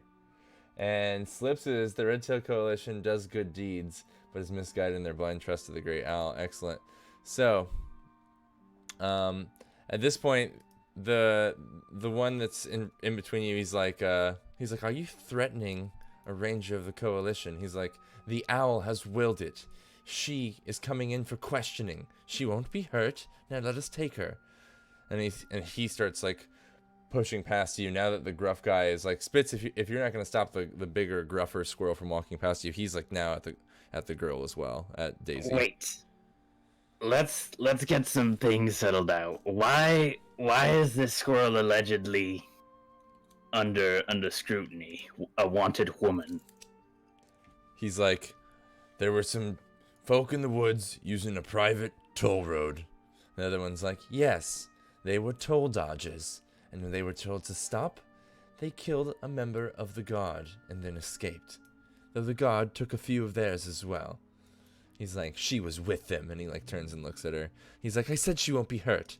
And as I've also said, Speaker Nolan says the owl wills it. She's coming with us. I know Speaker Nolan, and I'm sure that he would be fine with me asking some questions. And I pull out the scarf, and he can... I'm assuming this guy's younger than me, so I'm assuming he'll be able to recognize that it's an older make of the Coalition scarf. Yeah, he does immediately. He's like, oh. He's like, a former ranger. He's like, then you should understand. I'm just trying to get what happened straight. This young woman has told us she was traveling with a caravan to bring medicine to the Abbey, and that she was attacked by rangers. Is this or is this not true? And I want to look him dead in the eyes with my slightly rabid expression and try and see if what he's saying is true with some good old insight. All right. He's like, listen, you're a ranger. He's like, all I know is what I've been briefed on. Apparently, they were guarding a toll road in the Southwood, owned by some ally there. I don't even know his name. That's how little information they give me. He's like, and she and her party were trying to dodge. When stopped, they stabbed an officer in the chest with a rapier. Understand? Do you even know the name of the officer that was stabbed? He like turns and eyes you and he's like, mind your tongue, bounty hunter.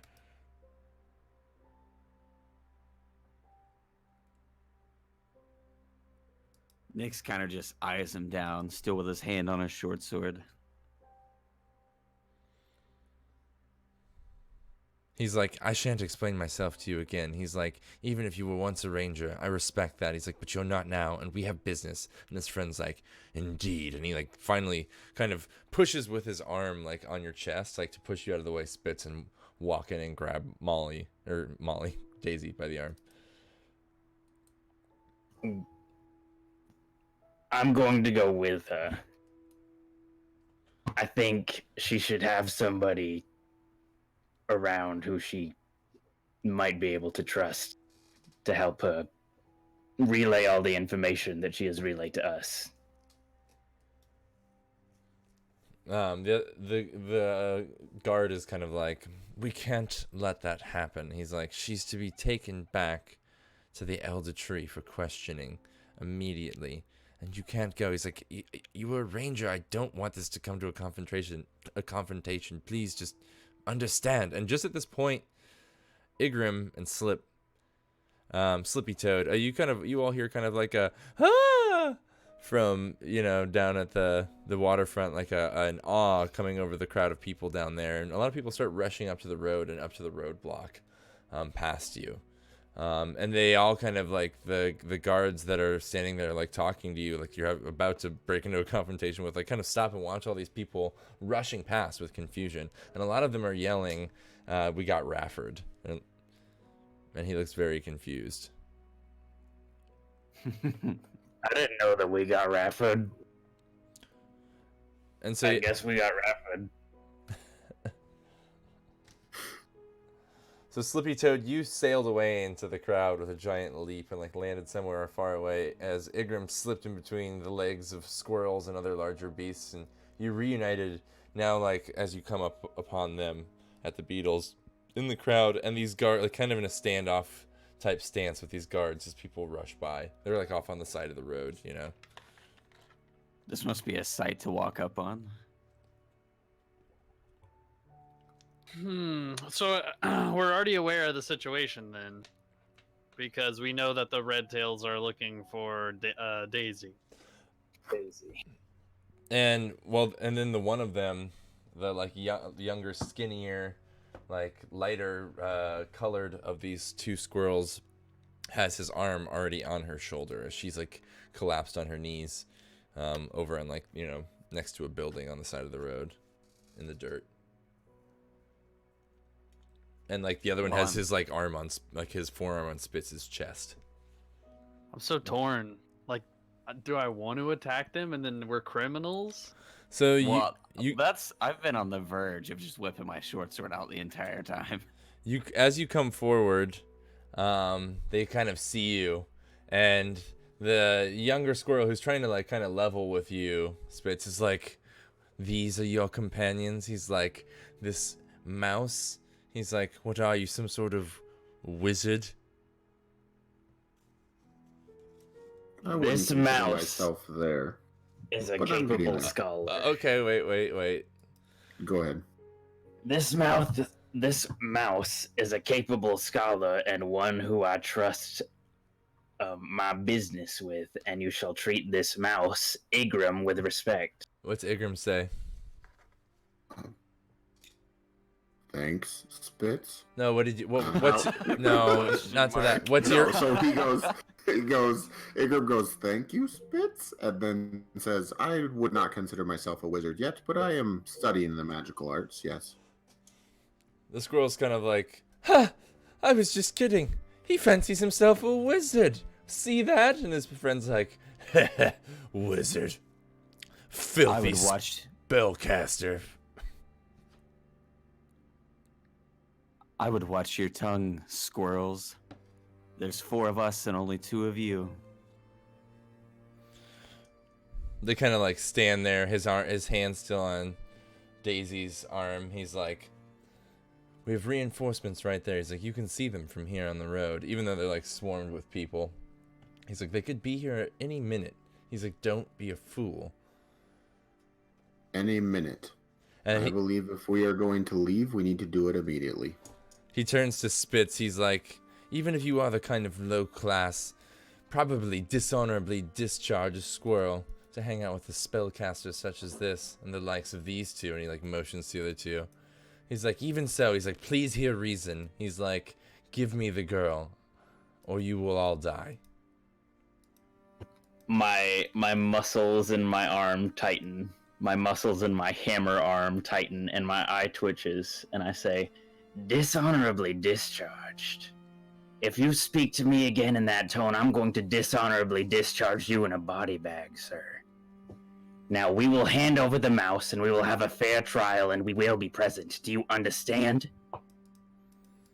He's like, whatever. He's like, whatever you say. And he just like grabs her by the arm and picks her up like against her will. Like she's trying to drag her across the ground. And he just yanks her up. She yelps out and cries. And the other one pushes past you finally. And he's like, watch out. And he snatches her by the other arm. And they just lift her off the ground and start walking away with her into the crowd. And she's just like crying like, no, don't let them. Please. She's like, please, Ingram, slip. Like screaming as they're like pulling her into the crowd. I think we should All right, follow fellas, her. are we doing this? I guess we're going with her. Igram was going to cast sleep, so he's getting ready to do it now. Well, Go ahead. I'm gonna draw my short bow as we follow behind them. Igram, so as they start to walk away, like, have you been like chanting under your breath, like maybe doing some like little concentric spell circles with your fingers, like at your side, and like you loose a sleep spell on them? So the quarterstaff, I was like, everything is out of that. So I'm sitting there just like pounding it on the ground, and that's how I do the other spells I have. And this time I'm actually like swinging it back and forth like a pendulum, almost like a hypnotic motion, and then that's when I are kind of touching on the ground and cast sleep. All right, roll your sleep dice, and we will see if you knock them out. As like the spell, kind of like I imagine, just like sparkles like in a beam, just like out of the staff, almost invisible. Oh my god, dude, they both have. Yeah. Well, so the way this works Done. is it affects a certain amount of hit points of creatures. So Yep. that's up to creatures of, with total max 23 hit points. So they both have 11 hit points as guards. So you needed 22 to knock them both out. They both immediately just like, and just like, boom, boom, like face first on the ground in the grass and mud as like people still rush by. And both just like, like after one falls, he like rolls over, like scratches his tail and like keeps just like snoozing on the ground. Well, I guess that's what they get for calling you a piss poor wizard, isn't it? It worked. That I is think awesome. you're a fine wizard, Igram. Slip hops up onto the beetle and then scoops up Daisy, and then he's out. And you just start like, "Ka-cha!" and like Yeah. galloping out on your beetle. So if you're gonna like try and make a run for it in these crowded streets that are muddy, I am gonna need to see an animal handling check to see how fast you're gonna be able to escape. Should we all roll one? Yeah, let's see, we'll do a group check. So if more than half of you get we'll say a 12 or better. Oof. Oh god! We got these beetles literally minutes ago. Yes, We're already but it's- killing them. One person made it. So I did it. So you do fail, but all that means is it's just gonna take you a little longer to get out of town. We can't leave through the main exits. They're going to be looking for Daisy. We have to find another way out. They think they killed Rafford. They are going to be swamped by everybody in Riverford. Yeah, they're like swamped enough for you to like mostly pass by, you think. But I'm gonna say probably because you went slower, if you do go that way, like you cross, like we'll see you like on the beetles, like come up with this behind this big crowd, and just across the road. You're not going up and down the road. You're crossing it into the woods on the other side. So you like scurry across the road on your beetles. Other people on mounts are all pulled up there as well, and they have, the red tail mounts and carts all pulled up. It's quite a big kind of pile up there on the road. and you pass by behind the crowd. But as you do, because you've taken more time, as you slip down into the woods beyond the other side of the road, two red tails on beetles kind of, maybe like once you're like 150 feet out, like pull out behind you and start like trailing you into the woods. Two different ones now from like the checkpoint have kind of broken off. Are they like close behind us, or like following at like a vast distance? Yeah, like 150 feet back, like 200 feet. That's pretty far. Like that's blocks away. Like they're pretty small in like the distance when you look back, but they're definitely like riding and following you. And where is Daisy? She's on the back of Slip's beetle, right? Mm-hmm. I want to put on my red tail scarf.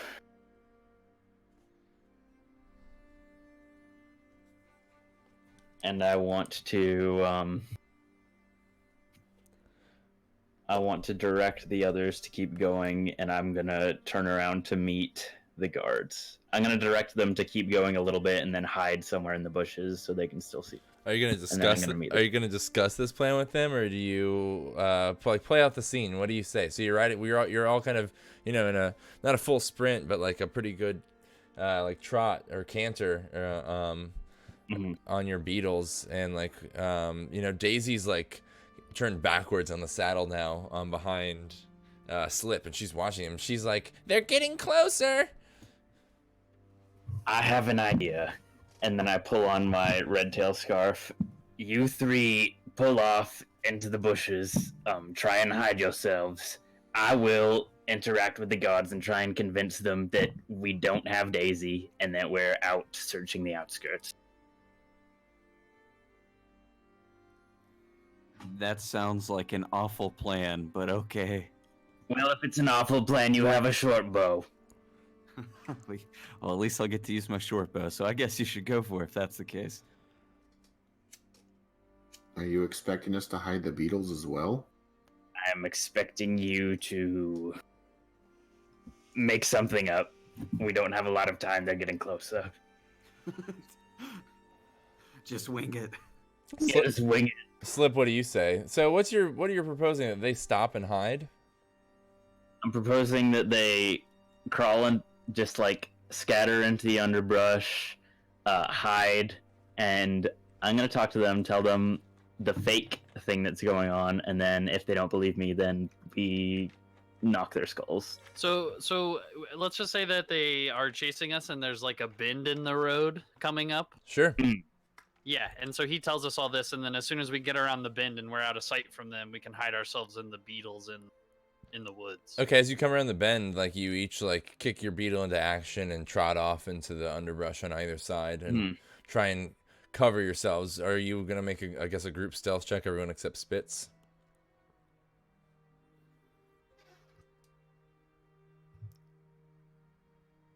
Sounds good. Now, Spitz, how far away are you going though? Like, because I'm gonna stop at the bend, like right before the bend, and then I'm gonna like stand up on my beetle and start looking, like pretending like I'm searching the area. Well, then should I like slap my beetle to have it keep going with the group, and then like stay back a little bit further behind you in the brush, or with my short bow? That sounds like a plan. I imagined that all of you were hiding close enough in the brush to keep an eye. Yeah. Okay. It's like squatting behind some bushes, telling your beetles to do a good boy sit. So everybody do the stealth check. Oh, how did I roll so bad? I'm going to give myself disadvantage because I'm inquisitive, and I clearly want to listen more than I want to hide. And you can see his fucking huge glasses through the bushes. So describe the poor hiding place that you choose based on the fact that you're getting more like closer than you should. Like you choose a hiding spot that's not up to par just because you want to be close enough to hear. Yes. Like the trees are huge, so we have probably hit a beetle behind a tree so that they can't see the beetle because everything. And Igram kind of like hugs the tree and walks most of the way around it to get close enough to see Spitz where he is, and he's like there's like a root or whatever that comes out of the ground a little bit, and Igram is like laid down on the other side of it, but clearly his head is using it as like a pillow, where you can see his head on the thing looking at Spitz. So he's just They're like just completely in there. he's hiding behind like a nearby root, and like it's just like his ears are just like completely sticking up over the top of the root. You just like see Yes. two mouse ears sticking up from behind it. Excellent. So you all hide, and after a few, maybe like a minute, the guards, these red tail rangers, kind of approach on smaller, kind of quicker beetles than the ones that you're riding, and they're kind of like more centipede-like, but like really large, and they come like kind of swirling up on these centipedes and come to a halt, and like as they like stop maybe 100 feet before you or 50 feet before you, they like draw their swords and like start marching forward, and as they march forward, they're like, "Hello there, stranger. Where are you going? You know there's a roadblock on the road there you missed." We are looking for the mouse, can't you see? That's what you should be doing as well.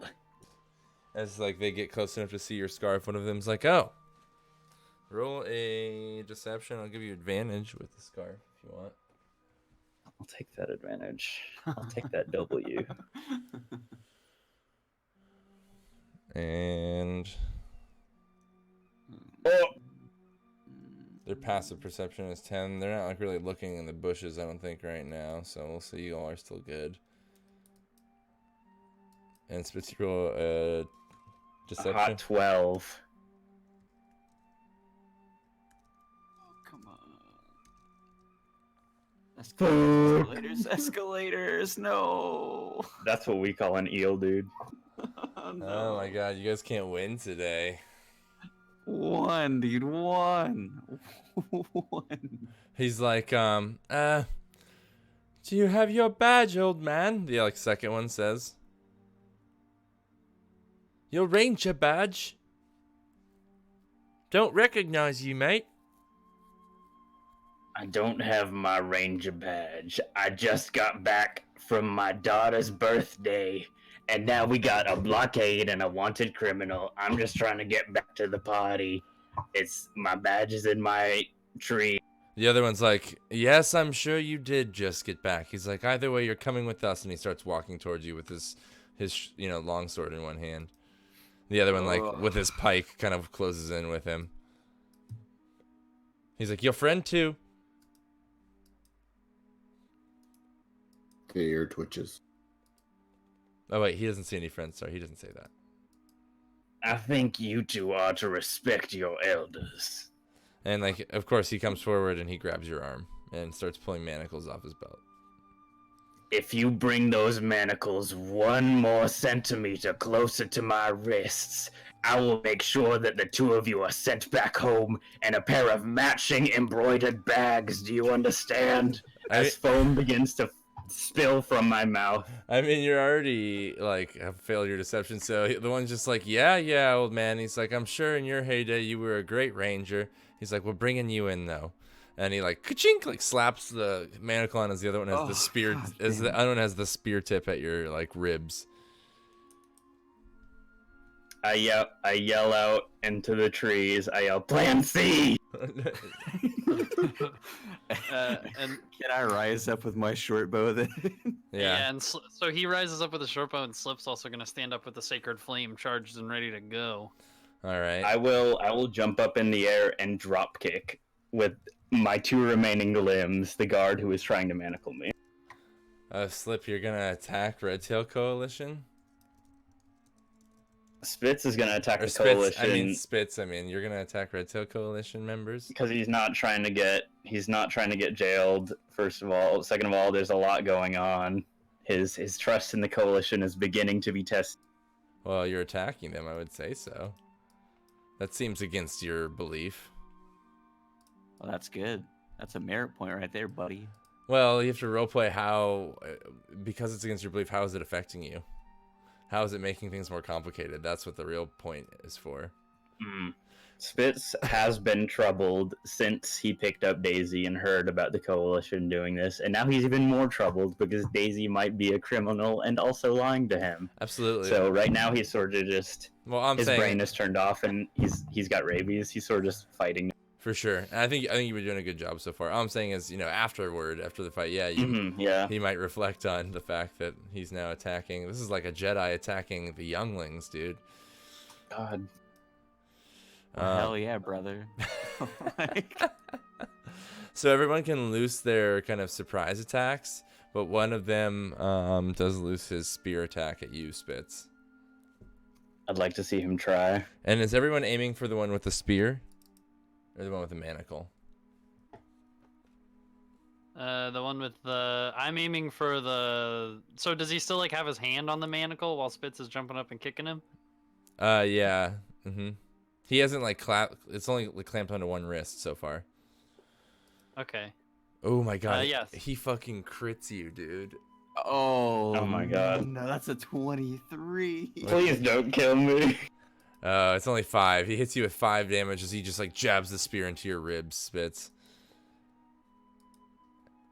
And I'll say this is before you get a chance to rage, so you'll be at full damage there. And the one with Manacle Boy needs to roll a dexterity save. Okay, are you all gonna attack them with the manacles? Yes. Yeah. We're all aiming towards the most threatening one.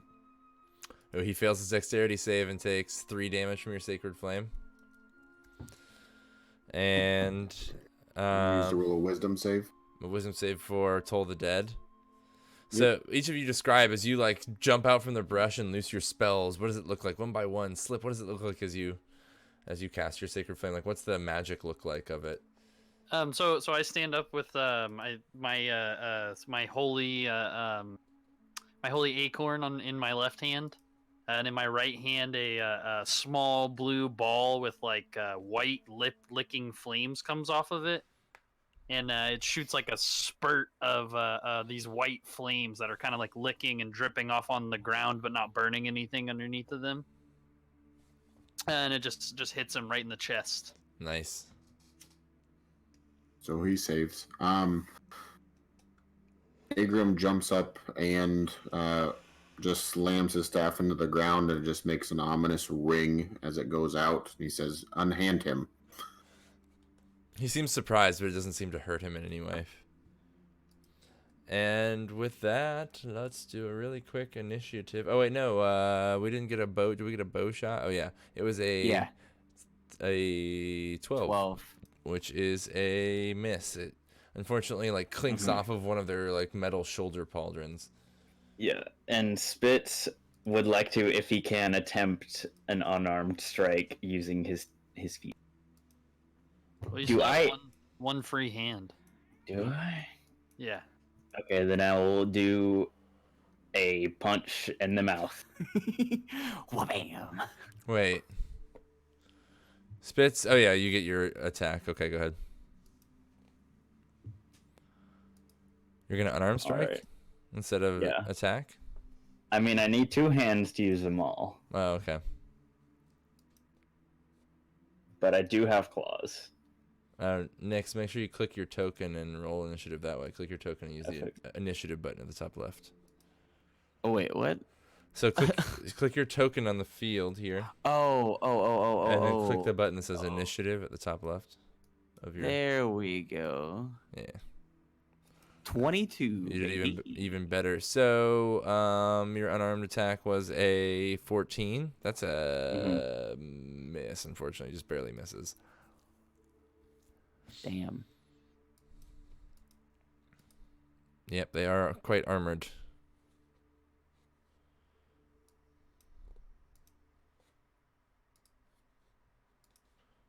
Oof. A 6. So, with that, a combat breaks out in the woods, and Nyx, you get to act first. As you strike out your first arrow, it goes, clinks off of one of their pauldrons as it just barely grazes it and bounces off into the woods beyond. These two, squirrels with like, bright red fur, big puffy tails, and like red and silvered armor, kind of, you know, each now ready their weapons and like just go into like full like combat and circling, you know, spits like up front as a melee breaks out. What do you do? I am going to try to shoot one more shot at him before I get in closer. Awesome. Since I missed the first one, so I'm gonna I go to fling the first one out and I miss, so then I ready up a second one really quickly to go ahead and shoot it out as well. Oof. And I get the same damn roll again. And Jesus. This time the arrow just like goes short, like dunk right into the ground at one of their feet, and he looks up and he's like, "Nice try," and he like starts like charging in towards you, with sword in hand. Great. Fantastic. That's what I wanted to happen. All right, and then I have to intern, right? Yep. Slippy. So Slip is going to throw a spear at the one that is now running towards Nyx. Okay. That's the one with the sword in hand that had put a manacle on. Yeah, the same one I attacked before. Yeah.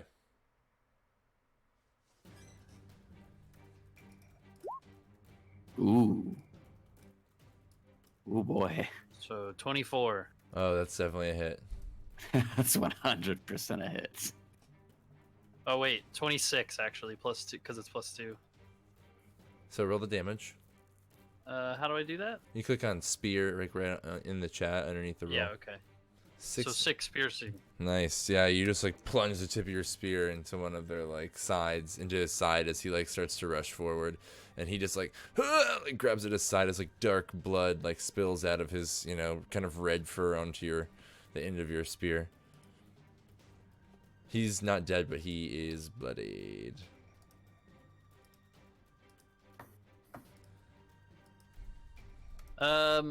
So I'm assuming, and like, how close am I to this action since I was on the side of the road? Because I can still move after I've attacked at this point. Like you're like 8 feet away if you've attacked with a spear. Well, I threw it. Oh, you threw. Okay, that makes a lot more sense. So if you did it short range, you're like 20 feet away. So yeah, you can move up to your movement, which is 20 feet. Okay, I will move another 20 feet backwards. Ah, okay, further back. Gotcha. That's good because they're rushing towards me. Thanks, buddy. Don't worry, I'll get you. Anything else, Slippy? No, that'll be it. Yeah. So click your token, and then you have an intern button up there. Up there. Wait, so just a quick question, Shirley, before you run into it. So, like, on Slips, it said the spear was 24, but then Slip said that he got a +2. Because the damage gets a plus, and it calculated that. That was my bad. Oh, the damage? It doesn't look like it did calculate a +2. It just looks like it did a flat 1d6. Yeah, it says spear one-handed +2. Yeah, see, but on mine it says short bow, and then in parentheses next to it, it says +5. So Wait, that's is the what way. +2 to attack from the black pudding? No, because the black pudding's already, like, to the right of our roll. Like Wait, how wait, yours wait, further up in chat. Hold on. I think you're confused. I think you're looking at your to hit bonus, which should be like a +5 for a short bow. So your short bow, yeah, should be. That's what you roll, d20 +5 to see if it hits them. You compare that to their armor class. Then the damage is the next box, 1d6 +3. So yours just looks right, Nyx. And then Okay, cool. And then Slip. Let me look at yours real quick, because it does look like yours rolled a flat 1d6 for the spear. But your dex might be a 0. Now your dex is a +1. Oh, but it's thrown. So your strength is 0. So yeah, you don't get a bonus to it. Okay. Yep. That's why I was confused. Okay, we can continue. And you only get a +2. Yeah, it looks right. Yep, just a flat 1d6. You're good. But you still deal a decent amount of damage, and he's bloodied, and now it's their turn. So he like runs forward, and to do that and move away from Spitz will take the disengage action on his turn. And rush forward to you, and as he does, just like catch a spear in like the lower gut, while the other one like whips around, hoisting his spear, like trying to drive it down into you, Spitz, like, and you know he like knocks you back with like the shaft of his spear, and like whirls it around and tries to take like a downward stab into your shoulder.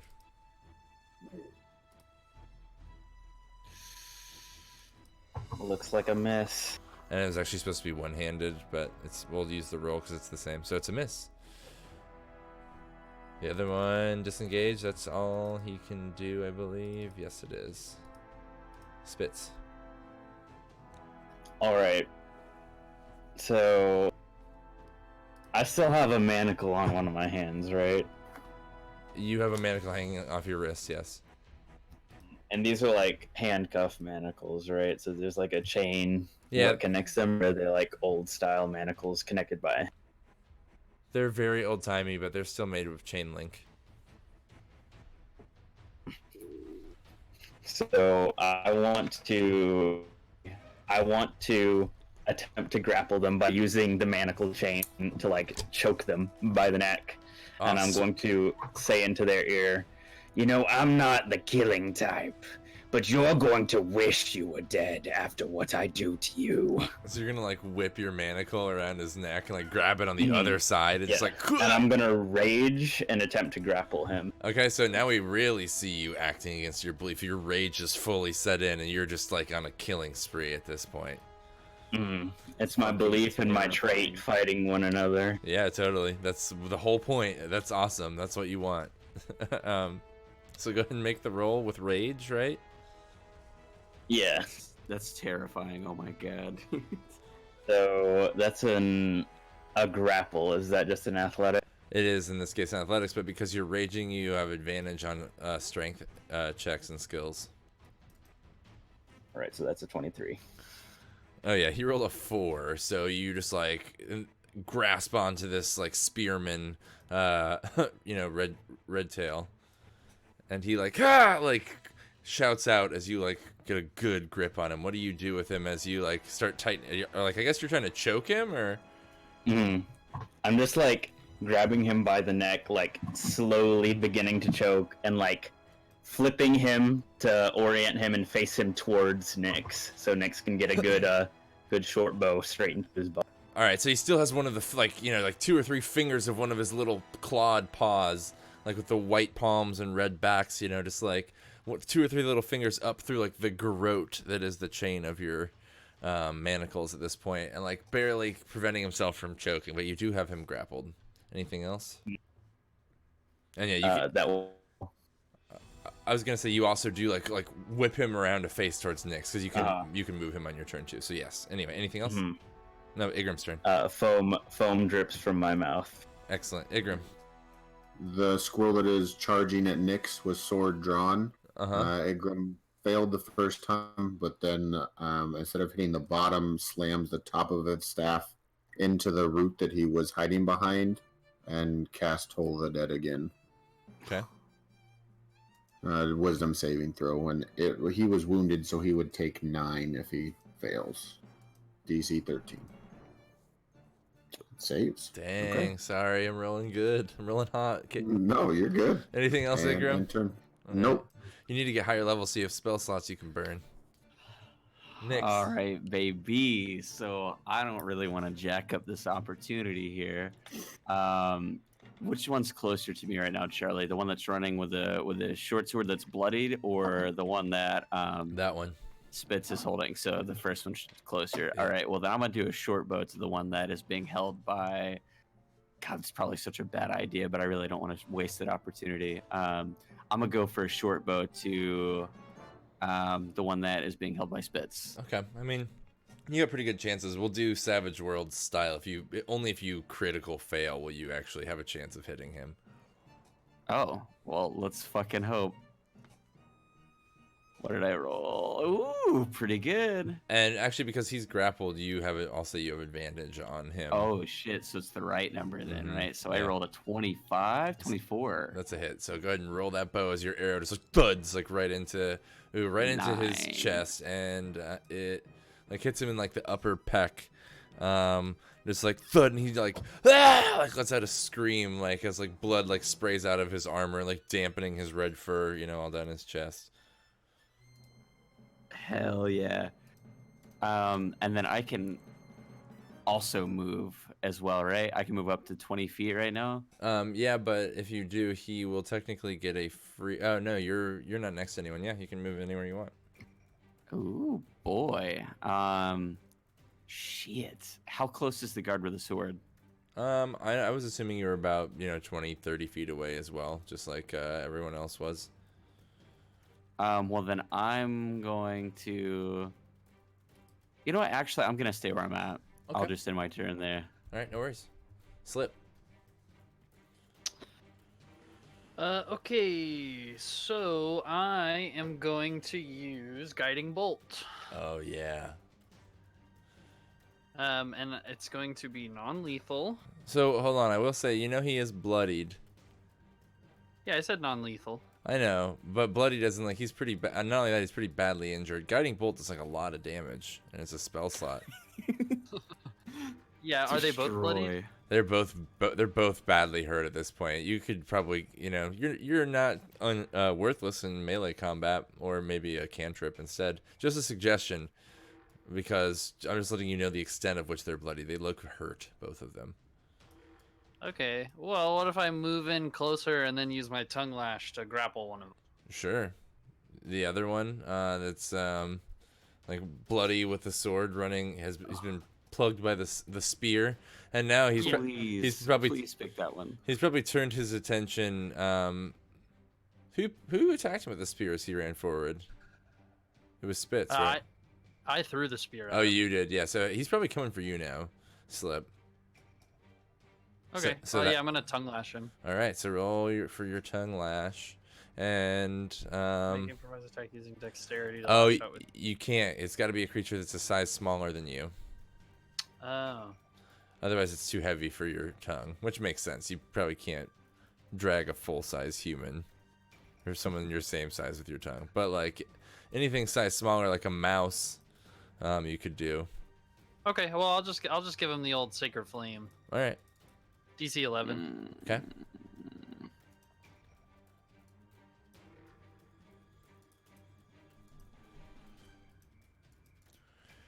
The flame shoots out of your spell, and he tries to dodge out of the way, but misses and takes 3 damage. And as he does, the flames just non-lethal.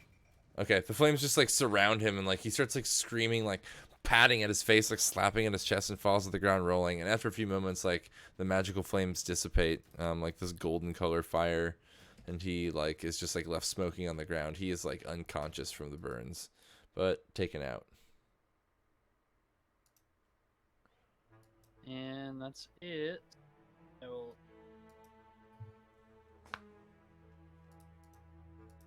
So the only guard left is the one that's being held right now, right? Yep. Oh boy, I feel bad for that one.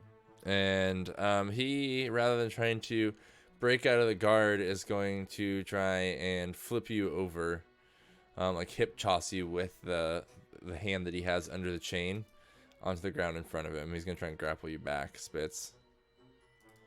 Mm-hmm. Now he will do so at disadvantage because he is grappled.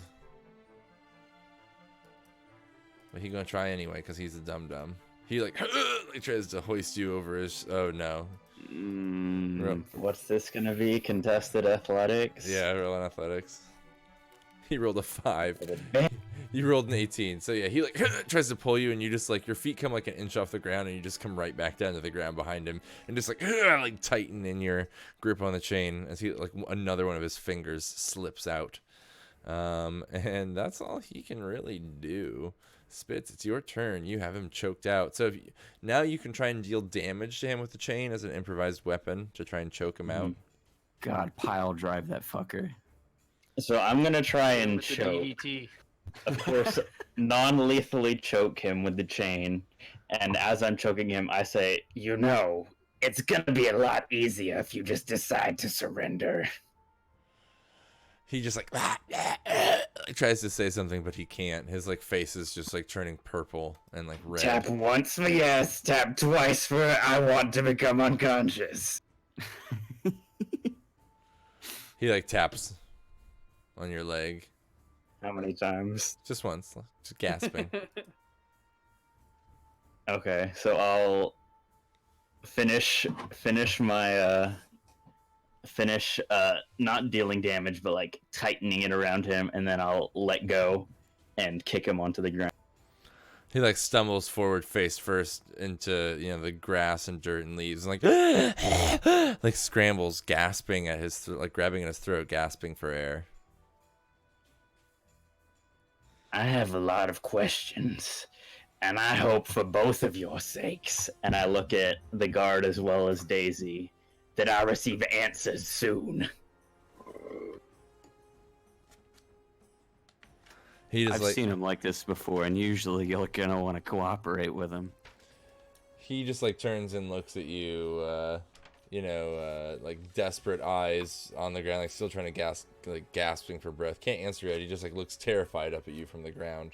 He looks a mess. His fur all bloodied and like just like dirt matted and stuck to him. Don't worry, I would never kill another creature of the forest. However, I have no reservations about maiming a creature of the forest. You know, all that talk about old man kind of get turned on its head pretty quick, didn't it?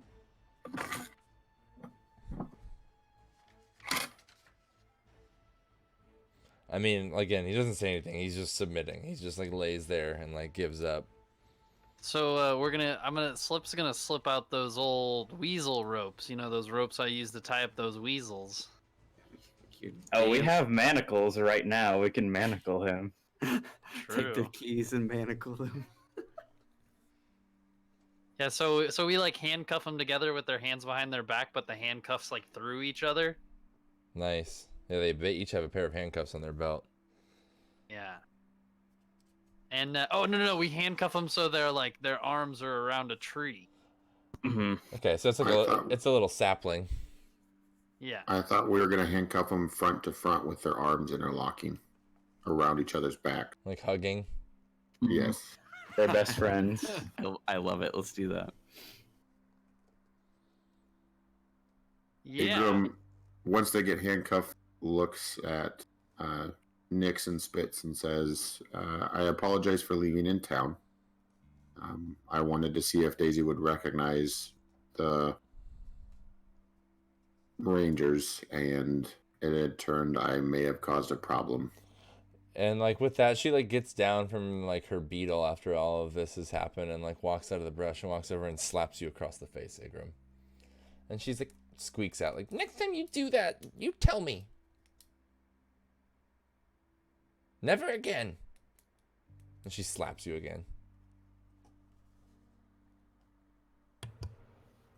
Now, Daisy, as I'm sure you have gathered, I have questions. I would like to know if you have told us, and as I'm starting to speak this sentence, my eyes stop jittering back and forth, and spittle begins to slowly stop pouring from my mouth like an ice cream dispenser, and I begin to become more reasonable. So Let's be diplomatic here. Your rage slowly starts to fade. And like with that, the other one probably, a little time has passed, like 20, 30 minutes. Are you guys still on the road? I think we should get off the road. I mean, it's not really it's not really a road. It's more like you just like are on like kind of a trail beaten into the woods more so. Mm-hmm. So yeah, we still get off that trail though. Yeah, like into a because clearing. we had to look for this little sapling to put him around. Okay, so you like find a clearing, off the road a little ways and get them like handcuffed up to this sapling, and after like 30 minutes or so, they kind of come to consciousness around the tree. Do you all have any conversation in between? Daisy, I guess probably as you're like cuffing them up, will be like you see, all of you, like I told you that the Red Tails are after me. Like you didn't believe me. I'm not crazy. Well, why are the Red Tails after you? You haven't answered that question. She's like, is what you said to us true? She's like, yes. She's like, because I'm the only one that knows that they killed the people in the caravan for whatever the cargo was. She's like, what was the cargo? What's a blue toad? It is a mushroom that could perhaps save many a people within this forest. Oh, the cure. The cure. Correct. Daisy, I have lived and worked with the Coalition for many years, and while they are a bit misguided. I do not think them evil. This is a lot to take in, Daisy. She's like, they said that the owl told them to do it. To come take me. That can't be right. When did they say that? She like turns to Nyx. She's like, Nyx heard him. Is Yeah. that true, Nix? Yeah. Did they Always tell you knew that. anything else? Oh, go ahead. I always knew it had to be something up with that owl. Did they tell you anything else? We found out nothing from the ones down on the wharf. No, they didn't tell me anything else. They just said the owl willed it. Daisy, when you said the caravan fought back against the guards in the coalition checkpoint, did a coalition ranger suffer grievous wound? Did you see? She was like, she like thinks about it for a moment and then looks back up at you. I told you I left before the fighting ended, but they had killed almost everyone. Almost everyone. Before you left, who was still standing? Was it somebody who could have reasonably defeated a coalitionist? She's like, well, Mr. Longhop is a formidable man. I mean, just a caravan driver, but very experienced. Carries a large blade. He could have, but he wasn't looking good when I left.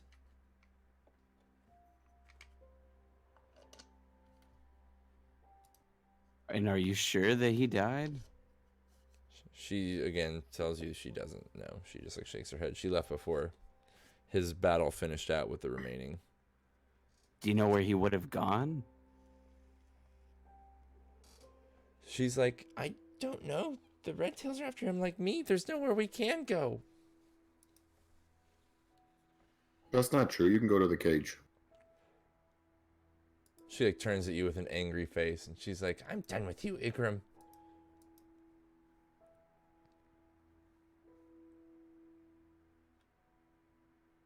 What are we gonna do with these two? And then I point to the coalitionists. So just about this time, they start being like, huh? What? Like they're both waking up. We should leave them here. They will be found and saved at a certain point if they are combing the woods, but we should head deeper, perhaps towards the cage. I understand that there are pressing matters at hand, but there is a life in the balance, and we must be off. There are multiple lives in the balance. If they took the blue toad, they know, or they hold. We need to figure. Yes, Go but we are very close to a force of theirs currently. I guess at this point we would be considered outlaws in their book, yes? Yeah, so let's just drag them with us to the cage and interrogate them there. I do not mean to sound crass. However, did they tell you a reason of why they wanted her?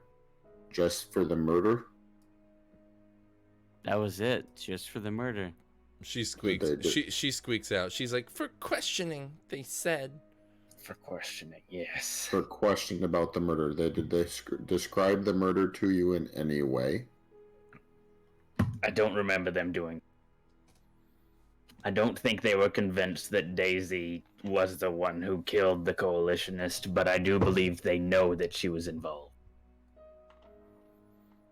If these two guards were to end up dead and Daisy would leave her calling card, we could get away and not be guilty. No one else saw us. We're not going to kill these two innocent Yes, I too am against innocent murder. forest folk.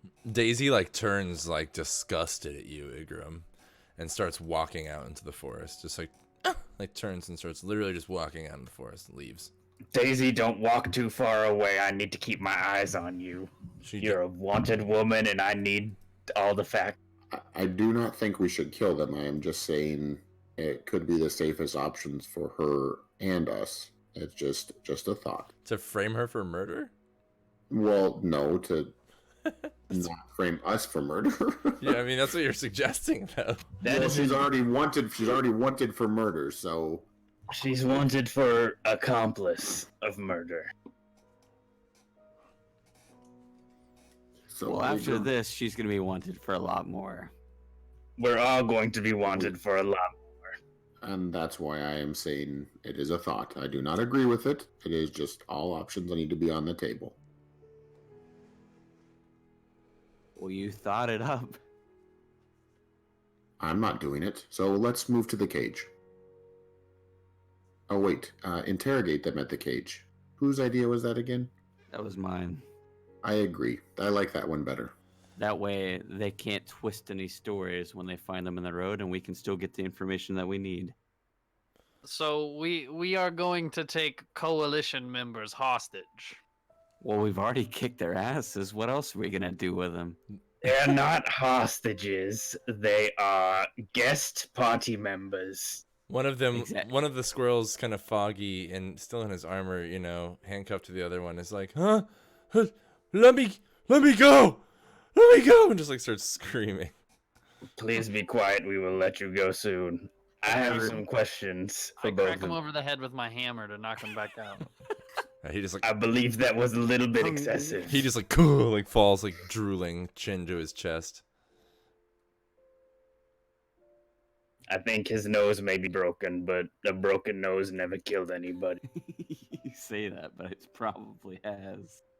Okay, so I guess we're gonna tie him up now and throw him over the beetles and head towards the cage. I think we should get moving. Take their centipedes too. Oh yeah, they have faster beetles, right? Mhm. They have centipedes. Yeah, That's centipede. lots of legs. You do the math. That many legs has got to be faster. A lot of leg power there. So how many people can 2 centipedes carry? All of us. Yeah. I mean, no, they're smaller. I said they can only carry like one. They're not as strong, so they can only carry like one Choo-choo. person each. All aboard the centipede train. Okay, well so we need a grand total of 5, 6, 7 seats. Well, how about one of us hops on a centipede and then we just throw the 2 tied up guys on their own beetle, and then somebody just guides the beetle behind theirs. Can I ask real quick, what do you want with these people? Yeah, I don't really understand why we're taking them hostage either. Well, we need to get So- answers out of They them. don't really have any information though. We've already established. I have questions that I can ask that they might have answer to. Young man, and I'll point to the one who isn't unconscious. He's like, what? What do you want? He's like, just let me go. I'll tell you whatever you want. We're not going to kill you. I've already established that. Do you know of any new high-ranking ranger officials, new commanders, new advisors that may have been enforcing some new policies? He's like, I don't know anything about the higher ups. He's like, I'm just a member of Captain Erditch's company. We all were at the roadblock. Captain Erditch. Do I know Captain Erditch? Let me think. You can roll. You can tell me if you do. He's been around for a long time. I probably know Captain Erditch. Or have heard of him. He's known for being tough, but also, yeah, not always the most honest. He's been attempted to have been court-martialed in the past. Captain Erditch doesn't have exactly a spotless track record. The ranger's like, I don't care. They just assign me to him. We get told to set up a roadblock. We set one up, okay? Shh, of course. There's nothing against you two, gentlemen. This was only a means to us escaping. You two do good work, protecting the people, of course. Captain Erditch, from what I have gathered, the facts so far, Captain Erditch may have, given his track record, established a shakedown point. Shakedown turns sour. There's a fight. Everyone dies except for Daisy, and a coalitionist is gravely injured and probably dies afterward. Maybe it's just a big misunderstanding. Maybe Captain Erdage needs some.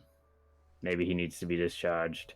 And an Maybe entire caravan and a personal friend of mine, perhaps dead now. maybe Captain Erdage needs to be executed. I don't think any of this. I do not think we can solve any of this now. Let us deeper into the woods. Perhaps we can stay in the meadow that we were in before, but let us please hurry to All the right, I do cage. think we should get going. Are we gonna take these two? They've Do we kinda need told any us- more information from them?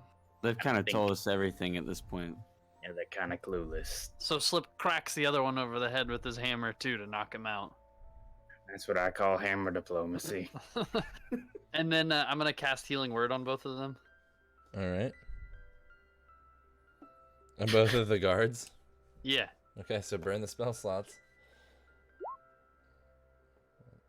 That's generous of you. I should still have one more because we took a long rest. Technically, you're supposed to buy y'all's long rests when you're on the road with your trait marks if you gain them. I think you spin them all. Well, yeah, I think maybe you did No, your I long s- rest. I can't remember. I still have 3 trait marks. Oh, nice. I mean, we're pretty much going to use those for downtime. I don't know if I'll keep making you guys use those for rests. That was a bit ambitious. Yeah, so they both get healed for 2. All right. And with that, they are still unconscious, but a little more healed up. Like their blood stops flowing from the spear wounds and sword wounds. Yeah, at least enough to, like, survive while And arrows. unconscious here. The arrow in the chest. All right. And from But, there, but we keep the keys to the shackles. Are we leaving them here? Yeah. I will take. Oh, I yeah. wanna- Oh yeah, what loot do these squirrels have on them? Yeah, that's what I was about to say. does someone like check their pockets? Sure. I am not going to steal from these poor squirrels, but if the less honorable members of this company would like to attempt to do so, that is fine by me. Oh, I'm down to make some coin at all times. So I'll check the pockets. All right. Let me roll real quick. Slip them or spits. I'm surprised you're okay with that. I'm sure they don't have anything much on them anyway. What could they have? 8 silver between the two of them? Yeah, just kind of roguish behavior to put upon some innocent Redtail Coalition members who you quote very important to you. Oh, come on, guys. I'm just trying to make some extra coin, but we don't have to worry about No, it. no, I'm I gonna mean, be Satan over it. You can't retcon it now. I'm just saying. I'm just No.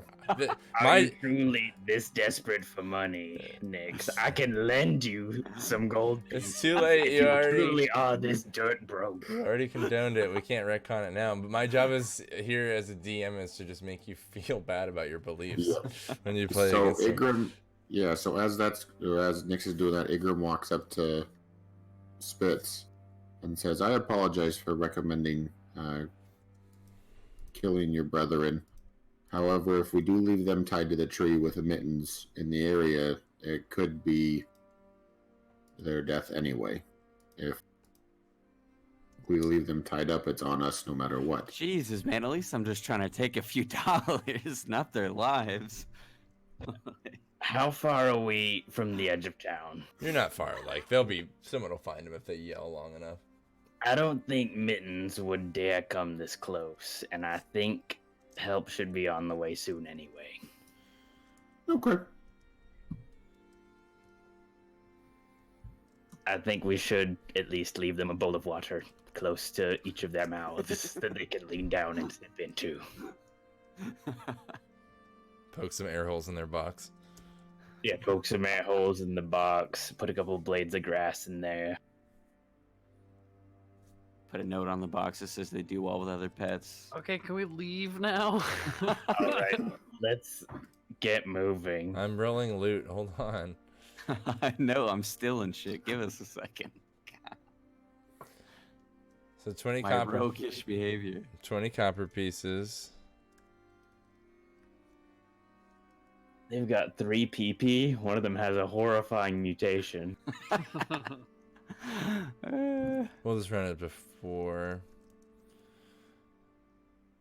And there are 2 items: a small mirror set in a painted wooden frame. They both have a small mirror set in a painted wooden frame. One of them has 2 of them, like a nicer one and like a shittier one, like maybe for replacement parts in their bag. And then 1 wisp stalks, like some mushroom stalks, and like a little herbalist pouch on one of their belts. And then 2 splint mail and a spear and 2 long swords. Does anyone want any of that? If you want any of that stuff, type it into chat. If you want the treasure items, the small wooden mirror, type it in.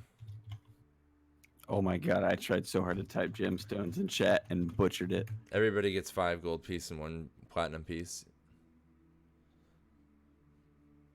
There were no gemstones, just the mirrors and the wisp stalks and Oh yeah, the there are weapons. none. Sorry, I misread that. So if you want the what they're called, art objects, the small mirrors.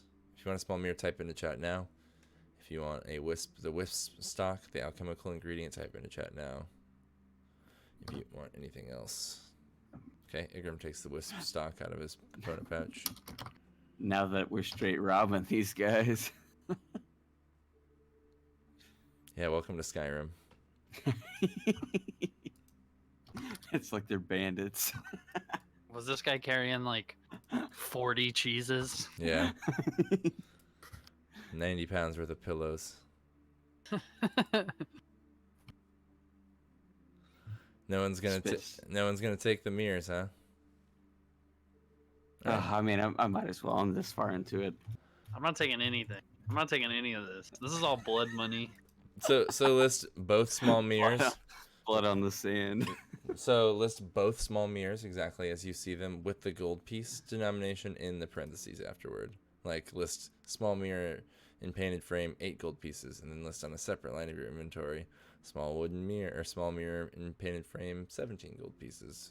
Those amounts will be needed later when you sell them. Those are their their average appraised amount.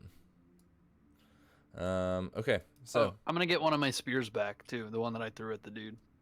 oh, okay, yeah, nice. Did they have badges? They do. Do they tell who they are on them? No. What's the point of the badges then? Just have an official symbol of being a member. Something that's not easy to reproduce unless you have an exact, you've made a forge with a mold that's, like a copy or something. It seems like a lot of trouble to go through. I mean, that's better for you. If you want, absolutely. If you want to take the badges, are you going to take them or no? No, Igrim would just wanted to look at them. Okay. So I mean, what we could always disguise ourselves later. I mean, we're not squirrels, so. Well, I mean, Spitz could be a good idea to take one since you already have the scarf. I'm not going to take a badge from a ranger. Wearing the scarf is bad enough.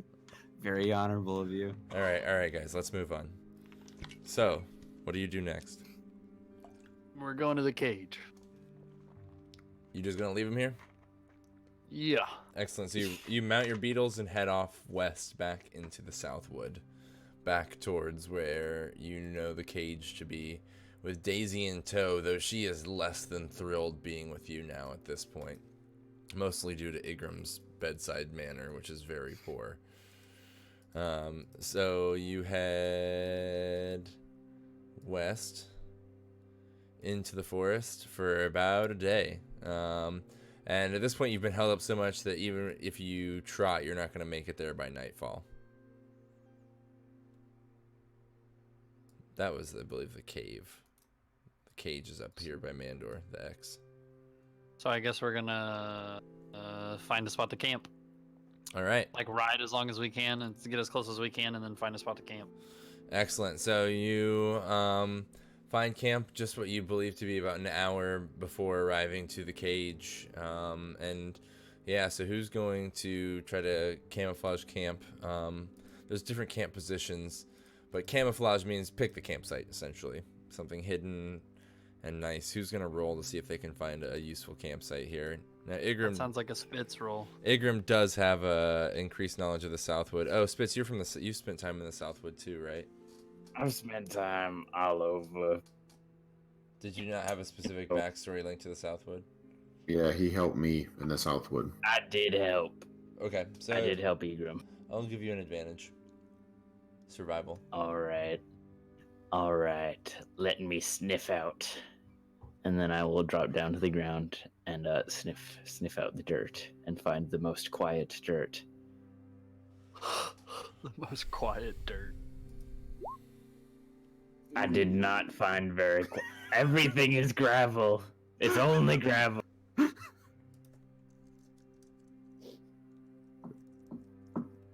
We rolled well. Just gravel. The dirt's so loud here. So Spitz shows us like a really shitty campsite. Yeah, so And I turn to Igram and go, perhaps you have some knowledge of these woods. Do you know of anywhere nearby? it's getting late now. At this point, you'll risk a random encounter if you keep pushing for a better campsite. I think this works just fine.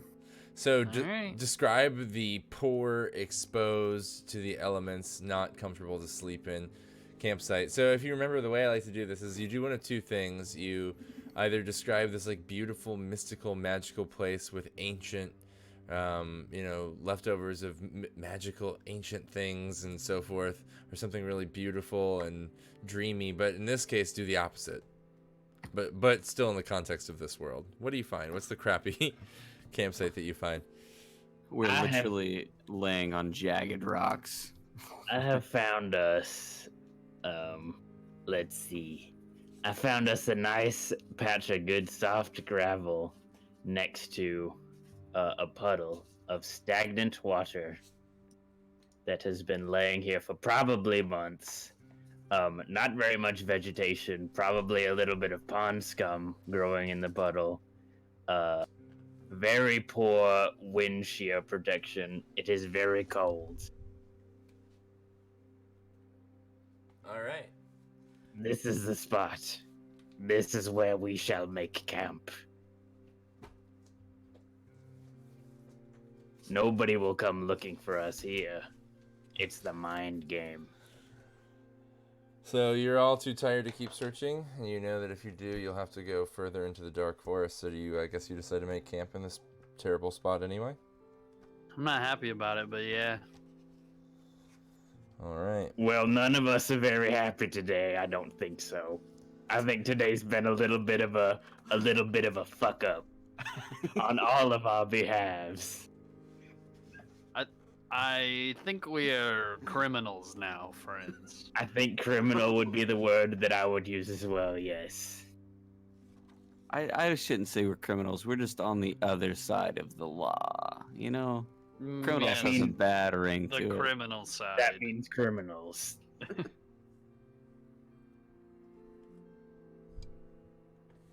And then we lie down to rest. All right. So, someone is gonna cook or no? Camp meal, I suppose. Yeah, that's probably all you can make right now. But you have to have 4 rations and DC 20 to try and make the camp meal. So who's gonna put in 4 rations? Everyone have 1 ration to put in. You can take 1 off your inventory. Let me see what I've got. Yeah, I got one put in.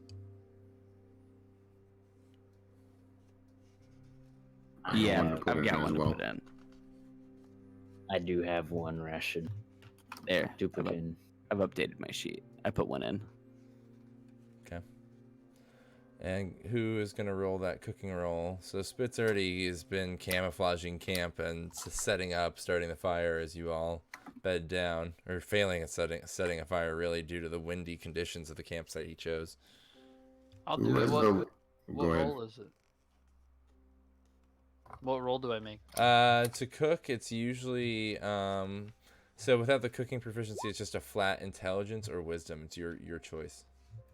I'll roll intelligence. Whatever you think your character would cause your character to know how to cook. Yeah. Oh, nice, dude. 21. It's DC 20. Awesome. You successfully, again, for the second time in a row, cook camp meal, which is so rare, as I've noted. So we see as he's like breaking apart dried, bug jerky and kind of like old dried up mushrooms and cut up pieces of apple and other things, nuts from your ration kits. Slip the frog makes this absolutely just delicious stew and like passes it out in little wooden bowls to everyone around the campfire. And this is where we'll zoom out. We'll pick up and we'll kind of finish the rest of the camping. I think I may want to run an interlude next time we come back and really see how everyone reflects on last mission around the campfire, especially. Yeah, I don't feel very good right now. Yeah, especially I Spitz. feel pretty great. I would like to, This feels pretty fucking bad. so next time we'll pick up with a little role plays kind of in camp, like if any characters have anything to settle with each other, but also maybe some internal monologue. We'll talk about kind of what each character is thinking and feeling as they kind of fade out to sleep next time. But we'll zoom out tonight with each of you on this. We see a group of little animals, of squirrels, toads, and a mouse, kind of hunched over next to a tiny little fire on a windy, rocky, windswept hillside at the edge of a forest. And they're huddled over little bowls of food eating in the tiny glow of the fire. And that's where we fade to black for the evening. But before we go, we will do the council, as always. Great session, everyone. That was, I think, our best yet. I think we're really getting into the thick of kind of the world now, and it feels really good. Yeah, she's thicker than a bowl of oatmeal. That's right. So let's see. What rules? Also, just a side note, I don't know how long it's been that way, but Nick's and Spitz's names on the stream have been switched. Oh no, they probably didn't switch for a long time. That's Damn. right. They're both squirrels, so it's not like Yeah, too. we're both squirrels. It's not too much of like It didn't give the viewers too much of a wrong image of what was actually happening. Yeah, just know that Spitz is the angry-looking one. Yeah, obviously. So, the council. Where is it? The council. Earning rewards. We wrap up each session with a council meeting to decide who has earned rewards and learn from their experiences during this adventure. To start the council, each player in turn reads out their belief, their goal, their trait. If the group agrees that one of the criteria listed below has been met by a player, then the player receives the applicable reward. So, I'm going to switch you back to here so you can see all your stuff. Excellent. So, Slip, what was your belief, goal, and trait? Slip the frog. Hold on, sorry. I've got a bunch of tabs open. No worries. So my belief is the Redtail Coalition does good deeds, but is misguided in their blind trust of the Great Owl. My goal was I will hastily return Molly and deliver the bandits to Riverford, and my trait is introvert level 1. Excellent. And that was our cleric Slippy. We will go next to Spitz. Your belief, goal, and trait. Spitz's belief is that the Redtail Coalition is very important to him and that he wishes to uphold their good name, even if he is no longer a ranger of their rank. All right. His goal. His goal is that he wanted to guide the party and our guest Daisy and the 3 bandits to Riverford and show the people of Thornwood that I, Spitz Whitebeard, am a capable guide and not just a lumbering buffoon, as some may be led to believe. All right. That's our barbarian Spitz. Nix. And my trait is rabies. Oh, that's right. I have rabies and I am rabid. Nix. So my belief is the Redtail Council is hiding a secret, and I want to uncover it. My goal is I will protect Molly and the others on the way back to Riverford, even if we venture to the cage. And then my trait is bold. All right. And that is our rogue Nix. And last, our wizard Igram, the mouse. Magic isn't evil. I will prove its worth, is my belief. My goal is I will quickly return to the cage to study it, or I will not be able to sleep. And my trait is inquisitive. All right, so now let's go around real quick and talk about merit points. So merit points determine your rank in any factions you're in, which will come more later in the campaign, but we'll still gain them now. So acting on your belief. If your character's actions in the game reflect their belief, you earn 1 merit point. You may get this award once per session. Anyone think they can argue for their...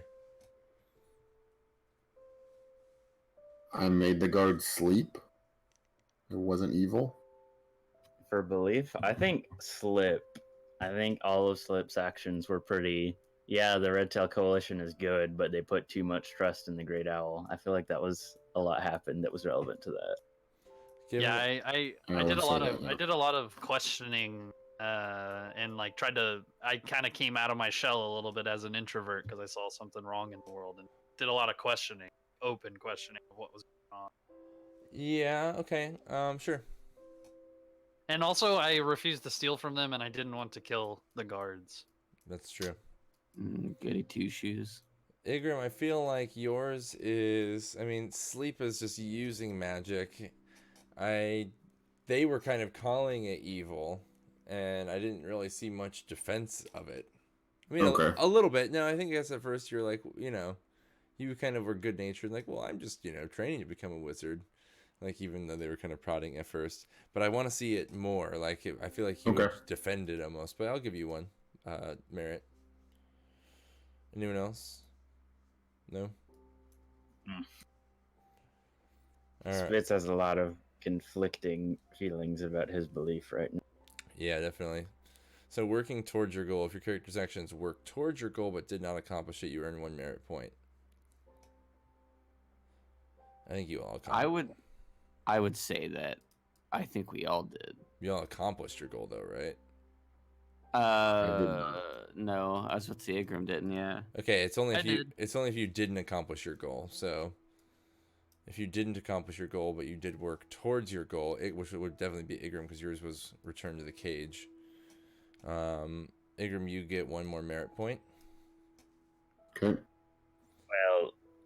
Well, Spitz guided the body. However, that pond was a pretty good pick as a guy. That what? That little puddle that we're sleeping at, that was all me. I am such a capable guide. I know exactly what I'm doing. Jesus. So when you level up at the end of the session, if you decide to spend your Gnosis tokens to hit a level up, you will automatically gain merit points equal to your new level. So if you hit level 3, you get 3 new merit points as well. So sometimes a level up can also mean a rank up in promotion. So next are the Gnosis tokens. Again, Gnosis is the Greek word for growth. These are our experience, our advancement system for this game. So you get a token if you accomplish a goal. If you accomplish your goal during the session, you earn 1 Gnosis token. And you should have a section for this on your sheet, I believe. Mm-hmm. So who got it? And tell us why. I would say that accomplishing a goal, I think that I accomplished my goal personally. Protect Molly and the others on the way back to Riverford. And I like that you put, even if we venture to the cage, because there was a lot of infighting, but you kind of were always like, let's go there. So, yeah, I'll give you 1 Gnosis token. And I think Slippy had a very similar goal, which was, return Molly back and deliver the bandits. So, Slippy, you get 1 as well. I'm going to go ahead and spend it immediately. Okay, we'll get to that in a second. Well, let's finish the vote first. So, everyone vote for an MVP. MVP stands for Most Valuable Player. So, Most Valuable Player award goes to the player who made the crucial contribution so that the patrol could complete its mission. The group as a whole decides who gets the Gnosis point for being MVP. Only 1 player can get it per session. Now remember, there's also the embodiment, which we'll do next, which is playing your character's traits and other things like that, and their personality well, and embodying your character. And more than 1 person can get that one. Yeah, so you can type them in the chat. So we got 2 for Spitz. We got 1 for Slip. But I want to hear why. You got to say why, because again, it's who gave the most significant advancement towards the goal, not who played their character the most like their character. That's the next award. Listen, dude, Spitz literally choked out a guard against his belief just to help the party and try to stop us from getting hurt. Absolutely. I would say that's Yeah. like MVP material. For sure. Igram was the catalyst for a lot of the action that happened this round. Mhm. So you vote Igram there, Slippy? Yeah. I haven't heard from Igram yet. Who do you vote for and why? I voted in chat. I vote Spitz for the exact same reason that Nick said. Which was just because he choked out the guards. Just the choking out the guard, because it was gonna be a deadly combat. And I mean, on top of that, he even like led us ahead so he could turn around and put himself in danger Yeah. to try to help the party. I think that was more not to help the party, but more to try and give himself a chance to reconcile with these people without you being there. Well, tomato, tomato. Yeah, tomato, But tomato, even both- so, both work. even so, that's great. It's good play. I love that. Excellent. And who did I not hear from yet? I think we got everyone. We got for everyone. Spitz, No, one for Slip, one for Spitz. Igram. Why did you vote for Slippy? I voted for Slip because Slip did a lot of good question asking with those initial rangers. That set a lot in motion. Yeah, it did. Slip asked the good questions. Absolutely. Cool. Good vote, everybody. Spitz, congratulations. You are our MVP, my friend. Great job. And I think I'm the everyone most valuable. really played, but that did feel like because it's so Red Tail centric. This is how good D&D play or good RPG play works, in my opinion, is different characters kind of have more spotlighty sessions depending on what's going on and how much it relates to their backstory and their beliefs. And because it's the Red Tail Coalition, it's so personal to Spitz, so we really got to see a lot of Spitz in the spotlight, which was cool, and I thought it was really interesting. And you did a good job playing against your belief as well. So, we skipped playing against belief. So, Obvious who that one was. yeah, if you're number 2, if you play against your belief, it's a difficult one and it's hard to quantify. But if you play against your belief in a cool or dramatic fashion, if you make a decision in the game that's counter to what you believe and let everyone know about it through your performance of your character, you earn a Gnosis point. Yes, and I think we can still see more followed through acting of that next session very easily, even more so like the dramatic after effects of it. But I think Spitz did a great job with that. Anyone else play against belief a little bit? Let's see. I think I played very much to my belief. Yeah, which is also good. Like, don't get me wrong, that's a good thing. In fact, I think you should really get 2 merit tokens for playing to your belief, because merit isn't a great reward, but you should play to your belief. So I'm going to give each person who played to their belief, Nix and Slip, and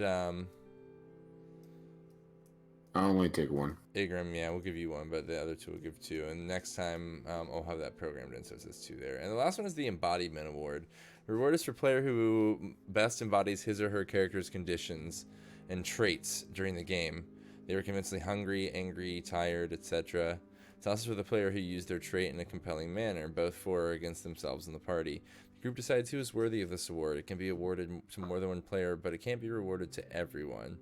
If no one really captures the essence of their character during the session, no one has to be voted for. I think Igram played their character very, very well. Mm-hmm. I think nailed the role play. Me too. Like the kind of rudeness in the face of just like only wanting to do your goal and only being interested, like that. Not even the rudeness, just like the coldness to her humanity a little bit. Trying to be like social, but like this kind of cold, calculating character. I like it, but still good.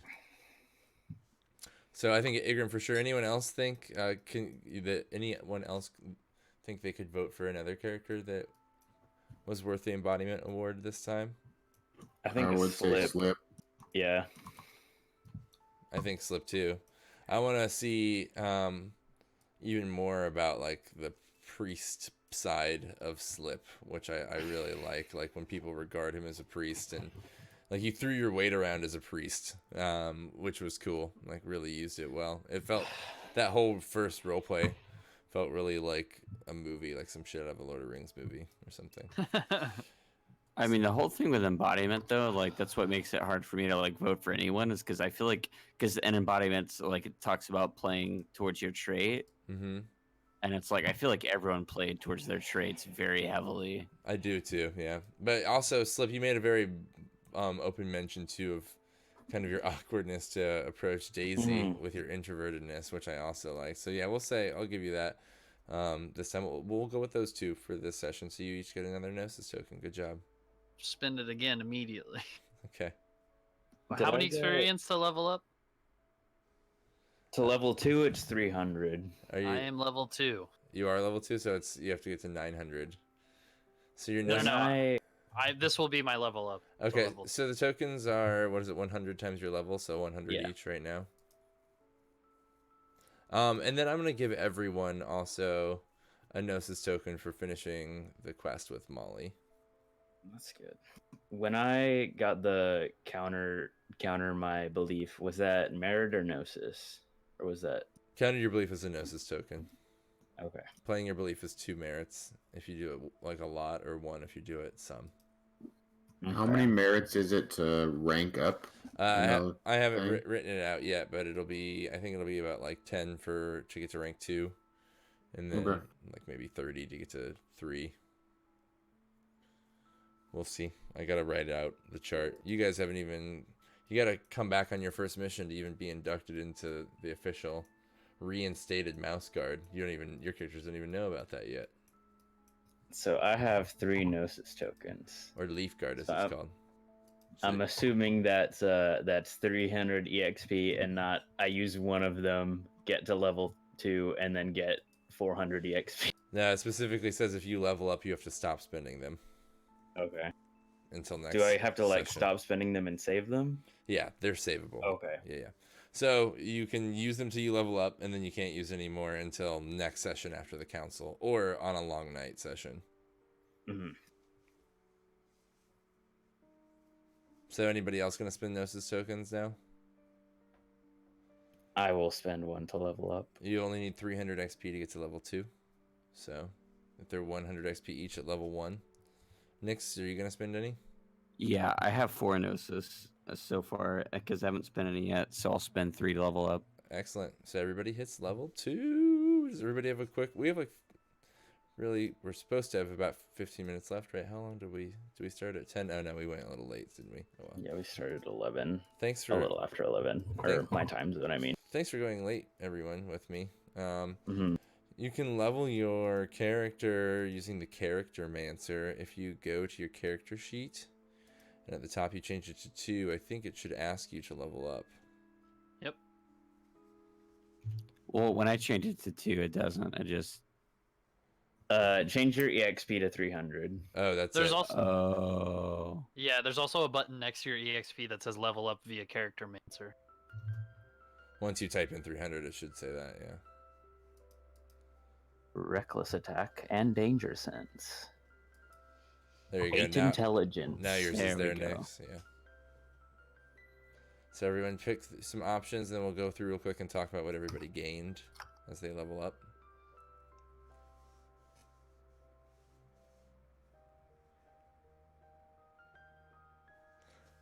Level 1's so easy though, because 2 guards is a decent fight. Matt Koval always talks about how, when you're low level, you always pine for a high level campaign, and then once you're playing a high level campaign, you're always like, I miss the low level days. Mm-hmm. And he's so right, because Hammervale has been very much like we're getting those high levels now. I have such a harder time building an encounter that feels balanced and challenging, and also like there's just not as many high level monsters, in the manuals and stuff. So I remember we had gotten to like mid-high level in a campaign I was playing, and I remember in the last session, one of the last sessions we played before we disbanded, we were like level 13, and we were just going into Tiamat's horde and straight up stealing from her and trying not to die, and that was definitely a challenge. yeah, for sure. Nix, I saw yours rolled, but then it also did the average. I have no idea what happened.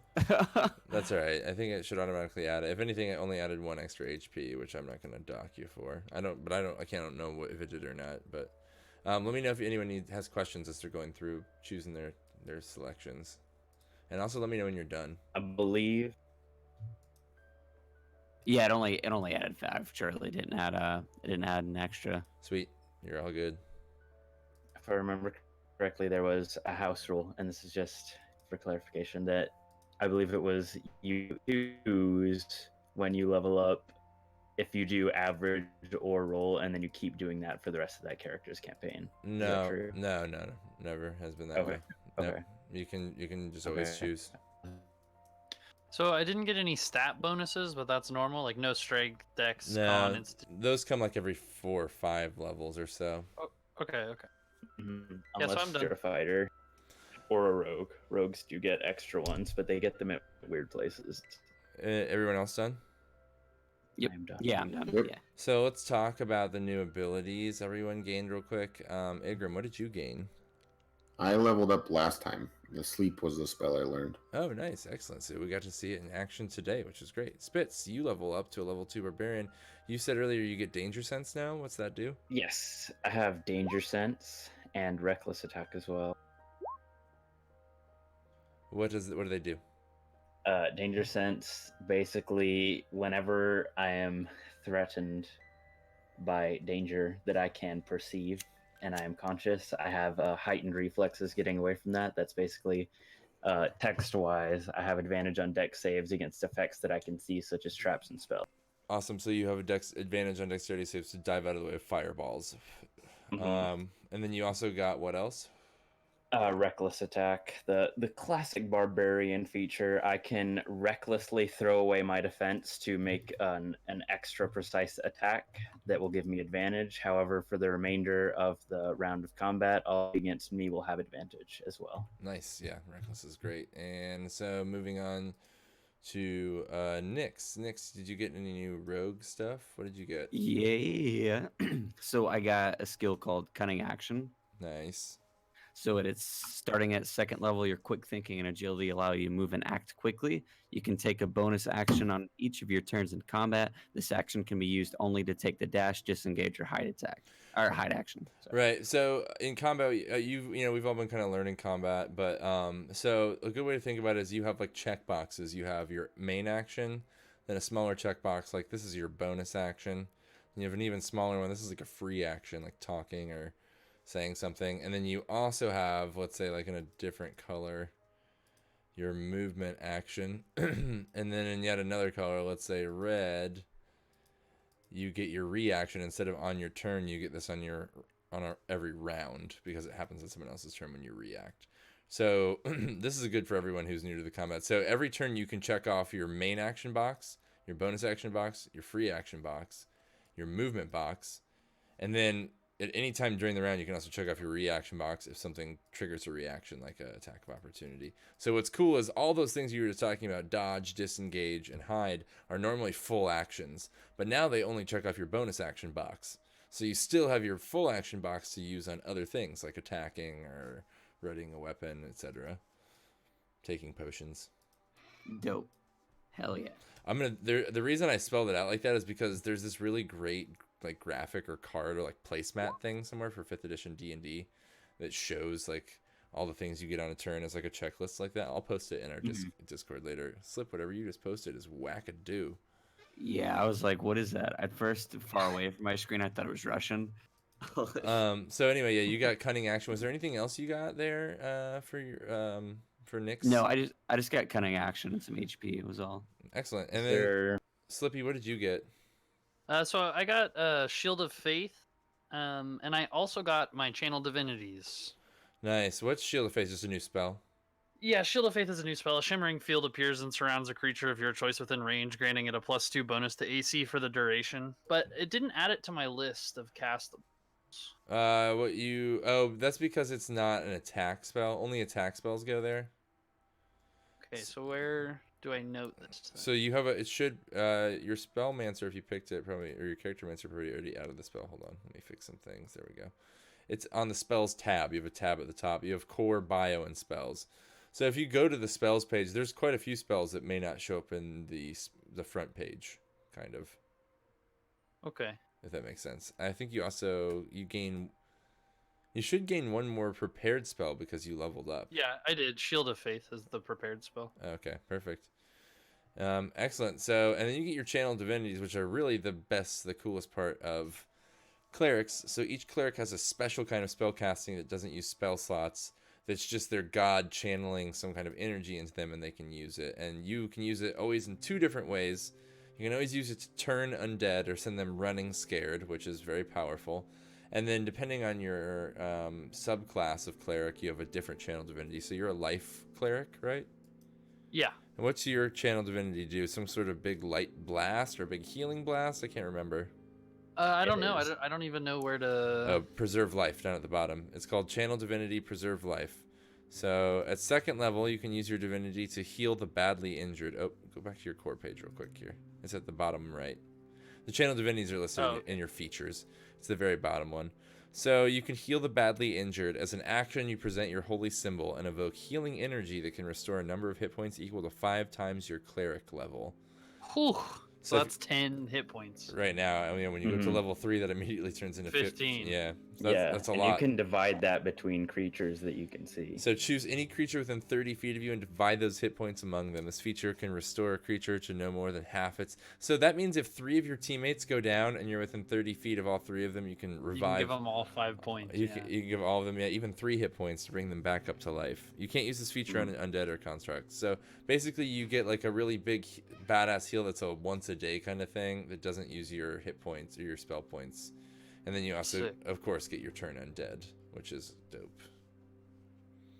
Awesome. You are all stronger and better for your adventures. And I thought everyone did like a really great job. I think like we're really getting in our role-playing groove now. It's feeling right. So good job, everybody. And thanks again for staying up late. Everybody who is tuned in on Twitch, all of our good friends. Vanisphere says Heart Clerics. Which is so true. Everybody that tuned in, thank you so much. Everybody that's listening to this on podcast or watching on YouTube, thanks again. If you're watching on the Twitch, hit the follow. If you're watching on YouTube, hit the subscribe. If you're watching on podcast, hit the subscribe or follow. And thanks again for being here. And thanks again to you, my lovely players. And we'll see everybody next time. Bye-bye.